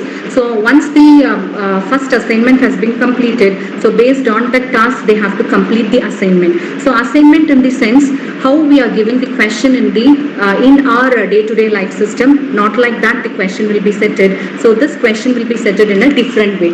So this course, for example, I have come across one course called Shakespeare's play. So this course provides a rare opportunity to see the today's students' performance to grapple with a play that is dramatically challenging in their content, how they are choosing the content, how their learning methodology can be improved by their reading concept or analyzing concept or listening concept, etc. So they will be based on this course, they will be understanding the concept, and they used to record. So recording is the session for assignment. So while we are recording the session, as how the mentor has been spoken in that video, based on that same slang or same pronunciation, we have to practice. Who the student level category, whoever is taking that course, they have to practice as same. So the module should not be changed. So while practicing this recording session, the students' level of listening capability and speaking capability and reading capability will be increased. So this increment will be given, will be benefited for their soft skills. So students will also put into practice what they have learned in the recording session, and they will be doing some short performance of the selected scene. So they need not record the whole transcription part. So whichever line they used to, they are much familiar, or they used to like the scene, based on that selected scene, they used to record their voice, and they can enhance their complete their task for focusing their speaking level skills. So why we have to learn this online courses, or why we have to implement this online courses to our students? So this online courses will benefit the own creativity part, or this will be given a self-analysis part of individual sector. So based on their individual character, they can be given much analysis part, which side they are in weak, or which side they are in the high cadre. They can analyze individually, and their thoughts will be strong for their writing communication part, and as well as while they are training the recording part, they will be giving a good sort of oral communication. They can improve their good sort of oral communication concept in these online courses. So this is called as blended learning system. So we can come across what is called as blended learning system, and how that blended learning system has been implemented in this part. So next I am coming to my topic. So this online teaching methodology, based on this online teaching methodology, I have taken a 3-dimension sector. So what does this 3-dimension sector mean? So this 3-dimension, what we have here, we just think about this technical session. So dimension means this is not only meant for technical part, so this is also meant for arts and humanities sector too. So what does 3-dimension explains about? So this 3-dimension explains about the mastering the media. So mastering the media is nothing but based on the media concept.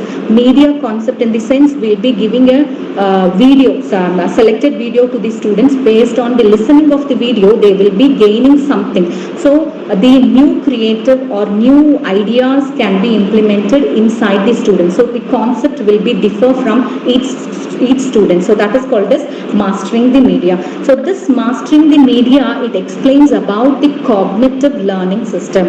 So this cognitive learning system, it is a new technological word. It is a familiar word. So you can even a teaching fraternity group can have a research under this title, cognitive learning. So this cognitive learning is a very well-versed topic. So if we need to publish a paper in a reputed journal, so we can choose this topic in our education sector part. So what is this cognitive learning part? So cognition is nothing but it explains about about, it tells it, or it gives importance about our brain. So how we are thinking capability, how the individual thinking capability of individual, definitely it differs.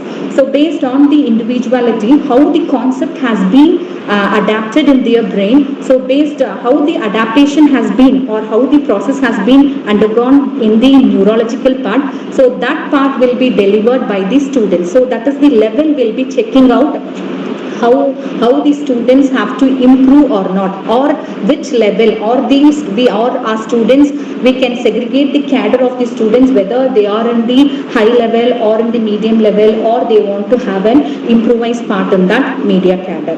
So in this 3-dimension part, I have taken how we have to adapt to the new classroom dynamics, and how we are going to solve the puzzles or solve the problems, and how they used to give some experience about our assignments. So this is called as, this is the picture about 3-dimension. I have taken a familiar picture. We everybody have come across this person. I am not explaining about this person, but what I am telling about, I am just giving about the dimension part. So dimension is nothing but the image processing. So what is called as image processing? So this image processing, it has been entirely learned by the electronics and communication students, but in a technical part. But in the language part, what we can do is, so this 3-dimension, it has been implemented in our day-to-day class sector. So what all the things we have to do is, we have to master the media, mastering the media of the students, and we have to how we have to check the classroom dynamics, and third part will be assigning the homework or assignments. So this is the 3-dimension in our art sector. So this image processing is nothing but, what is called as image processing means, so in the olden days, in 1960s, we used to have black and white photos. So at present situation, that black and white photo has been changed into the color image process. So at present situation, at present era, I mean 2020 or 2019 kids, what they used to do based on the technology, they used to have photos, or they used to have some other faces with, they'll be changing some different sort of sectors. They'll be implementing some video graphics, or based on the technology, we can do our picturization concept in a different manner. So that is called as 3-dimension. So what I have applied it today is how we have to master our students' mind, and based on that students' mind cadre, we have to assign the work for the particular students, and we have to finally give the work for that student. So this technology, or this points, this mastering the media will be helpful, very much helpful for our individual students to develop their skills, or they can check their interest. They can skills, which skills they are very much familiar, and based on that skills they can move to their future generation path. So this media literary skills has been introduced by James Potter, in the period 2004, and what he has said is, he has given 7 skills about the media literacy. That means analysis, evaluation, grouping, induction, detection, synthesis, and abstracting. So is there any difference between analysis and evaluation? Yes, there is a differentiation between analysis and evaluation. Analysis is nothing but just we are analyzing the students. So just we are segregating the students' level. First we have to, so if we are entering our class, just imagine if you are moving for the first class, so we don't know how the students are.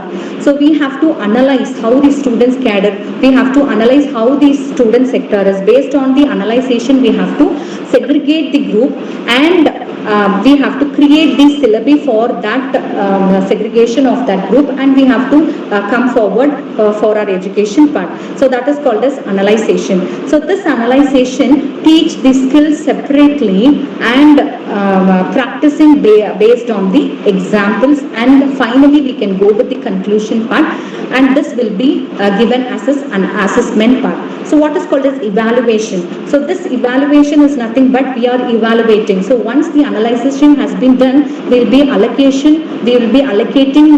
the test part to our students. So based on the test, we will be identifying whether that is a poor grade students or not a poor grade, weak students or a bright students.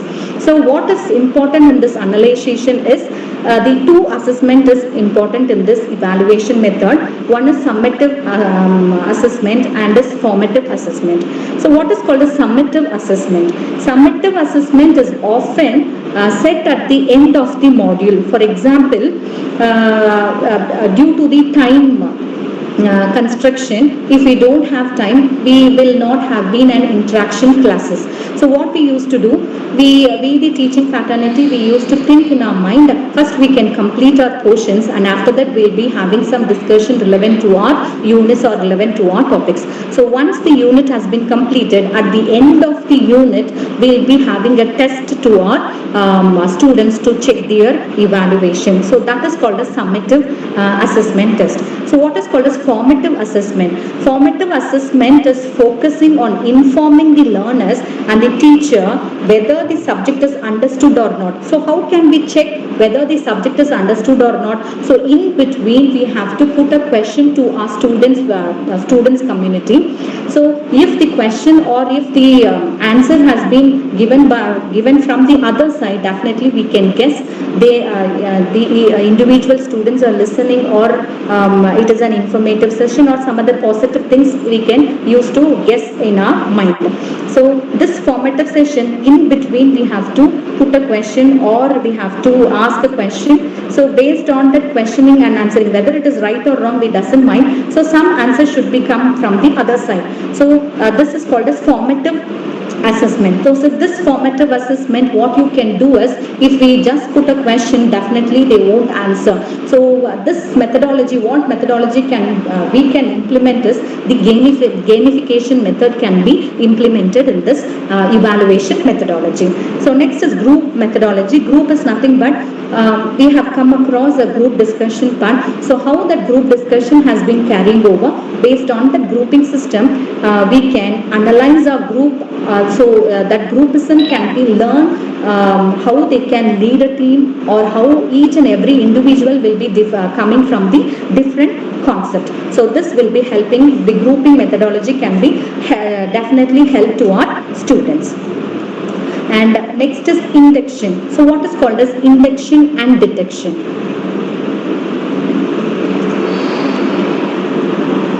So what is induction and detection? Induction and detection are two logical terms. So this will be helping about thinking of logical reasoning. So something that should be inserted in their mind, in their brain. So only that, if some concept has been inserted in their brain, then only the students can be give some logical reasoning part. So this logical reasoning refers to the method by which a conclusion is drawn by the relationship between premise or premises. So what is this premise or premises term mean? So it is one kind of statement. Premises is a one kind of statement, whatever we have concluded in the last session. So based on the previous statement, we have to take a question, or we have to take a quiz, or we have to relevantly based on the previous session, concluded session, we have to give the continuation process to our students. So that is called as premises system. So this will help the students to understand the basic facts what we have taught in the last class, and they can define whatever we have given in the time period. So based on the definition or observation, this induction and detection methodology will be analyzed to our students community group. So next I move with the synthesis and abstracting. So synthesis is nothing but mixing a different kinds of ideas. So if we give a concept, if we give a pencil or pen or some other globe or anything, so if each and every individual will think in a different manner. So it won't be an uniformity method. So each and every individual will give a different ideas and this different concept. That is called the synthesis methodology.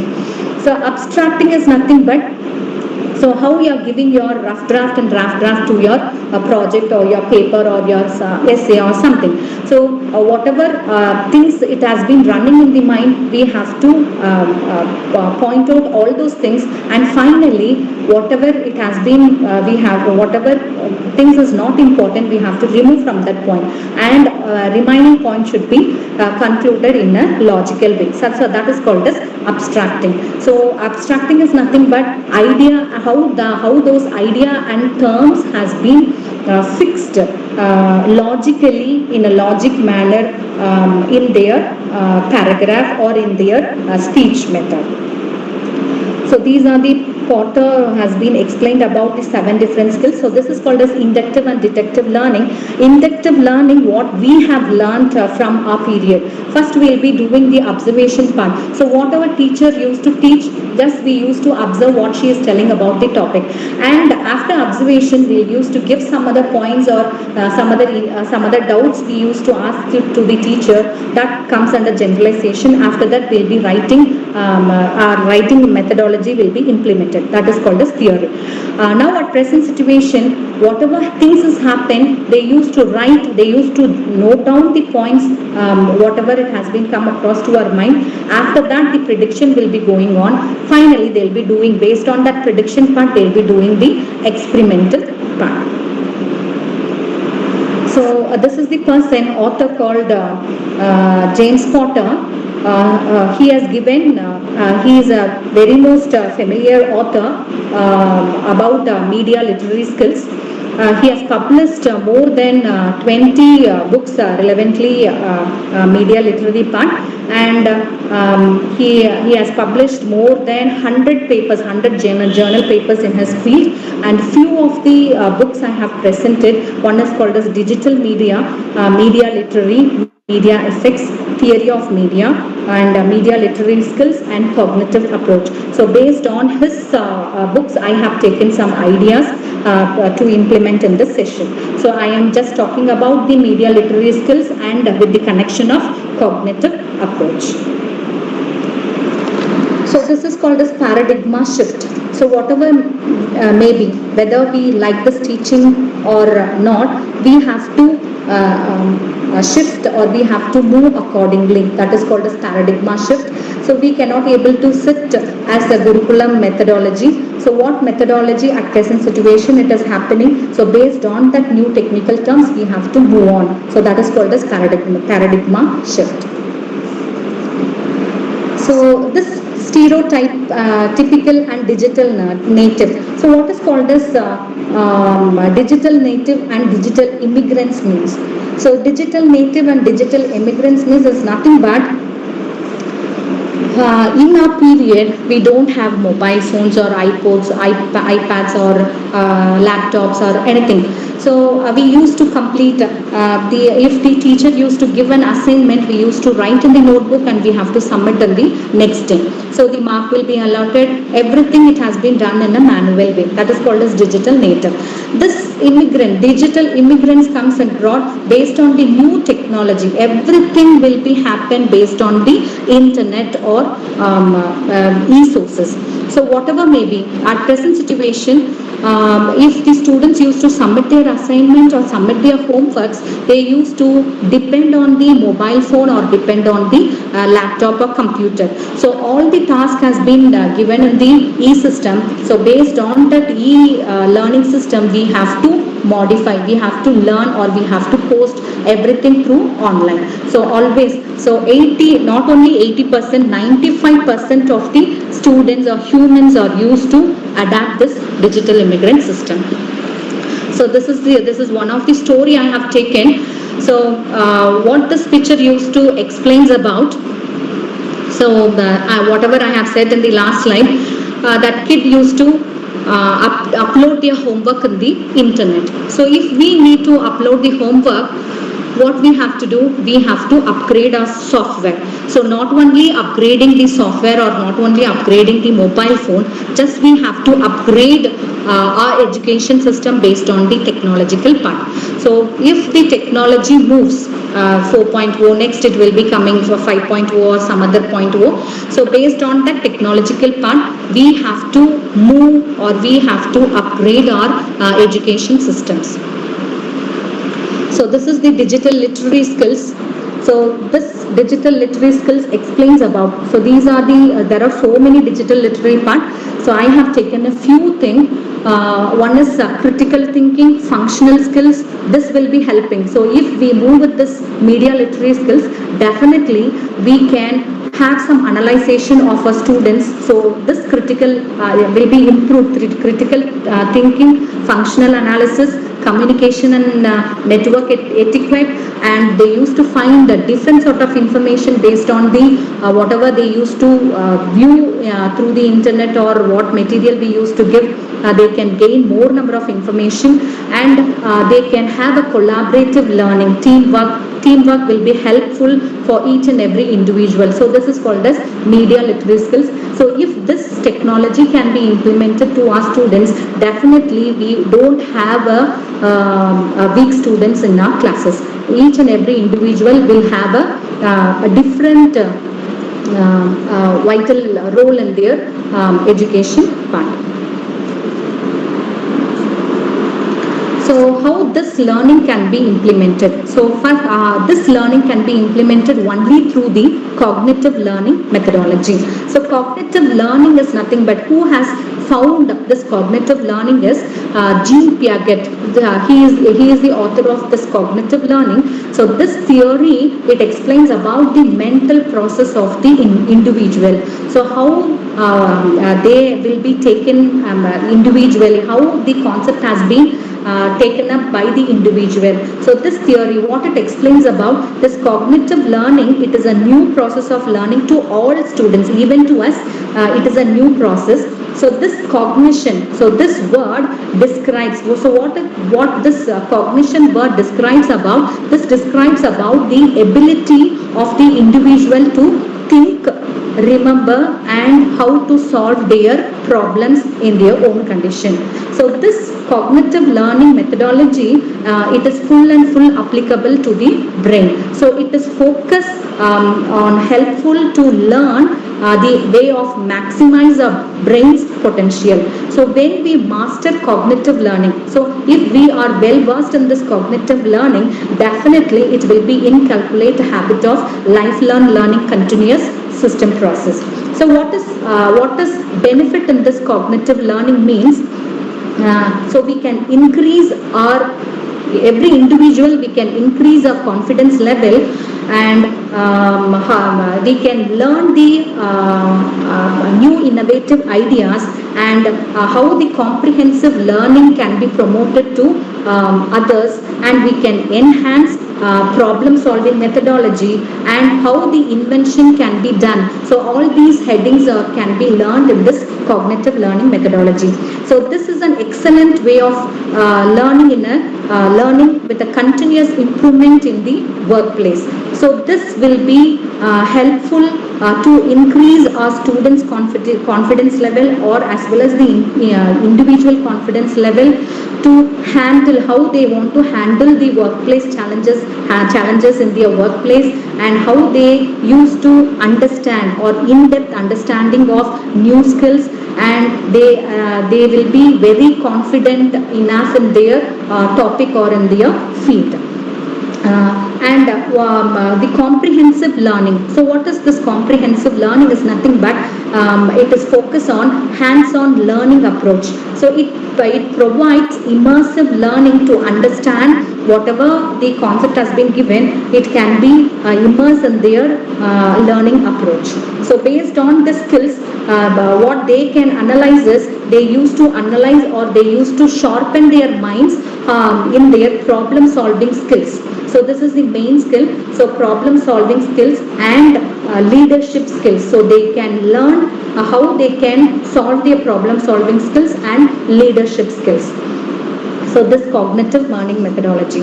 So this process of cognitive learning methodology, it explains about the perception, concept innovation, how the memory can be improvised, and how this application has been support based on this concern. So this process explains about the active listener. So we have two types of listener, passive and active listener. So based on this mind-based system cognition, so active listener will be more in our classes. So, and the concept formation. So what does concept formation mean? So I just give a simple example between a letter writing. So we have two types of letter writing, formal and informal letter writing. So we can take a formal letter writing as resignation letter. Informal letter writing, write a letter to your mother. So there is a difference between resignation letter versus letter to our mother. So if we need to write a letter to resign a job, so we used to check each and every word for this resignation letter. Okay, so for if the other letter, informal letter to our mother, we doesn't mind the words. So because whatever it comes, whatever it runs in our mind, we used to convey our message to our mother. So we cannot able to do this message conveying to our higher official. So this is called as concept in a formation methodology. So this concept formation methodology can be known by this cognitive system. And how this memory, students' memory, this cognitive learning methodology, how this memory learning can be improvised. So this cramping information, how this cramping information can be done in this part. So they can analyze the short-term memory and the long-term memory. So instead of memorizing the concept, so few students used to do till today, they have an habitual action like memorizing their passage and they used to write their content. So for this memorizing part, we can adapt this cognitive technology methodology. So how can we implement this cognitive methodology, not for memorizing part? So we can play a video, whatever the title has been taken. So based on the title content, for all title we cannot able to play a video. So whatever the title can be similar concept as in playing a video. So we can take a video methodology system. So we used to play video for 2 to 3 minutes time, and based on that video concept, visualization concept, that concept will be easily grasped in all children's mind. So based on that content, they can deliver their ideas to our instructor. So this methodology in our literature, one of the famous author, Afro-American writer, she has implemented the media literary skills in the period of 1960s. So that famous author name is called as Gloria Naylor. So being an Afro-American people, they are much slave narratives. So they have come under the slave narration. So for that slave narration, the white used to dominate the black people. So what this strong lady used to do, so this strong lady has taught her different innovation ideas for creating releasing a movie to their category, community category people. So creating a movie is called as media literary skills. So what she has created in that movie, so she has narrated all the Afro-American community, whatever it is happening inside in their community, how they are suffering inside with the white people, or based on the food sector or money or etc. etc. So based on that part, this Naylor used to play a movie to this Afro-American people. So while watching that, after watching that movie, step by step, the Afro-American people have been come forwarded in their education system and their financial part. Everything has been increased in their system. So at present situation, due to their resilience power, at present situation, they are they are equal or they are balancing their life with the white people. So this is the best example of cognitive methodology term. So this is what I am coming to tell us as a changing role of teacher. So whatever the technology has been implemented or given, we have to change accordingly. So if the changes happen, definitely our students used to module as like a system, whatever the system has been given by us, our students used to module by our systematic process. So already I have come across about the mastering the media. So this is how you have to segregate the group system in your classes. So based on the group system, different sort of students, each and every individual students will come across with their own ideas and they used to speak. So in that part, the creativity will be implemented in that side, and as well as each and individual students, they will become out of the fear. So this is the classroom dynamics. So I don't know how far this slide has been applicable in our classroom sector, but this methodology can be used at present situation. So revisiting the curriculum and pedagogy, and based on that, based on our curriculum system, we can use our internet resources like YouTube, or we can have a quizzes like quizzes, Kahoot, Hot Potatoes, and etc. So, and using audio video aids, assignments, gamification. By gamifying method, definitely it helps out. Even I have implemented in my teaching learning process. So based on this gamification, but at present situation, every students from the kids to the higher group sector, each and every individual, they are adapted, they are under the control of games, so online games. So if you create your assignment based on the gamification part, definitely 80% of the students will complete our task. So they will be learning what we used to tell our topic. So this is the work from assignment. So work from task is a difficult task. So we have to balance, first of all, we have to keep a time management part. So we have to balance both the way, even at the home and as well as whatever the given by the institution, we have to work it. So this is the thing I have given. First we have to motivation, flexibility, productivity, job retention, saving, and work-life balance. So from work from home, WHF, so based on all these sectors, we have to check from the other side. So that is called as balancing equality. So we have to balance our students part and as well as the home part too. So at the end of this slide, what the Albert Einstein, it is a famous quote by Albert Einstein, a person who never made a mistake, never tried anything new. I hope so everybody is agreed with this topic. So this is a clever illusion given by the Albert Einstein. He made about trying. What he is saying is that to all humans, no matter his or her skill, will be equivalent in a trial and error process. So if we made a mistake, just don't think that I have done a mistake. So by making a mistake, definitely we'll be learning, improving our communication or improving our field in a better way part. Thank you. So if you have any question relevantly, you can, this session is open to you. So you can have your discussion session now. Good morning, ma'am. Yes, ma'am. Yeah, good morning, ma'am. Yes, ma'am.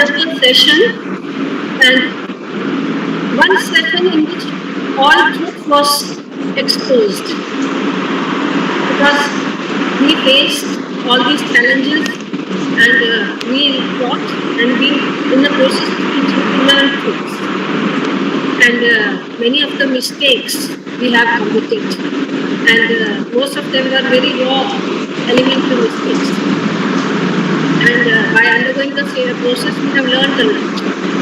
So this online learning and teaching process has definitely upgraded the teacher and the taught both. And if we take a glimpse at the past 2 years, 19 to say 2021, we have actually learned a lot and upgraded our skills, and moreover we have discovered our own selves. Yes, ma'am. We never knew we were capable of these things. So all these things, has done a wonderful job. The pandemic, if we see it from the technological point of view, it's really done us good. So this online teaching, the challenges and the solutions all have been taken very well from your session. It was a good takeaway for me because obviously each one of us has gone through the same process. And thanks a lot, ma'am, for putting in so much of effort in preparing the slides and explaining everything so clearly. It was a very clear explanation. Congratulations. Thank you so much, ma'am. So in our period, we have faced a lot of difficulty to take up the research part. So we used to go one place to another place. We have collected so many materials, but at this present situation, due to this COVID session, each and every students are gifted. So all yes, ma'am. All this generation students are gifted. So they need not go from place to place. They can collect their material from e-sources itself. Yes. Very Dr. Kokilo. Hello. Thank you very much, madam, for nice presentation, madam. Thank you very much. Thank you, sir. I am indebted to Ventafon, madam. My question is, since Kokilawani madam, thank you so much. 1999. Thank you so much, ma'am. Kokilawani madam. Thank you so much, sir. For your nice presentation. Thanks a lot. You explained in a very good manner about formative, summative, and the methodologies, various methodologies. Thank you so much. Okay. Thank you so much, sir. Thank you very much, madam. I am indebted to Ventafon, part of this program. Very nice and excellent presentation and wonderful presentation, madam. My question is, since COVID-19, I am using online classes, madam.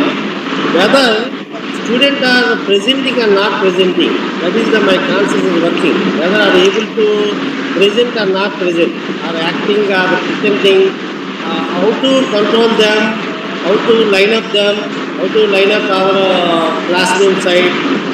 Is there any strategies are there, madam? This is my question, madam. Thank you very much. Yes, sir. So, yes, sir. Even though this research is going on, we cannot say this is 100% we can adapt this technology to our students. So on the other side, we don't know, everybody used to come to the class, we don't know who is there inside or how many persons are listening to our concept. So that is why I have said the gamification methodology can be implemented. So if Saravanan sir give time in the next session, I will be taking up some of the tools. I'll be giving the workshop how you want to. We are very much open, ma'am, and you are most welcome to do a presentation, ma'am. Thank you so much, sir. We will accommodate you. We are. Thank you, sir. So based on the tools, I'll be telling you how you can keep your students in your lined up session, sir. So we can't say 100% of the students will listen or will be active in the other side. So, but 80% we can use this methodological system for learning a process. Thank you very much, madam. Thank you very much. Thank you, sir. Thank you very much. Thank you very much, madam. Thank you, sir.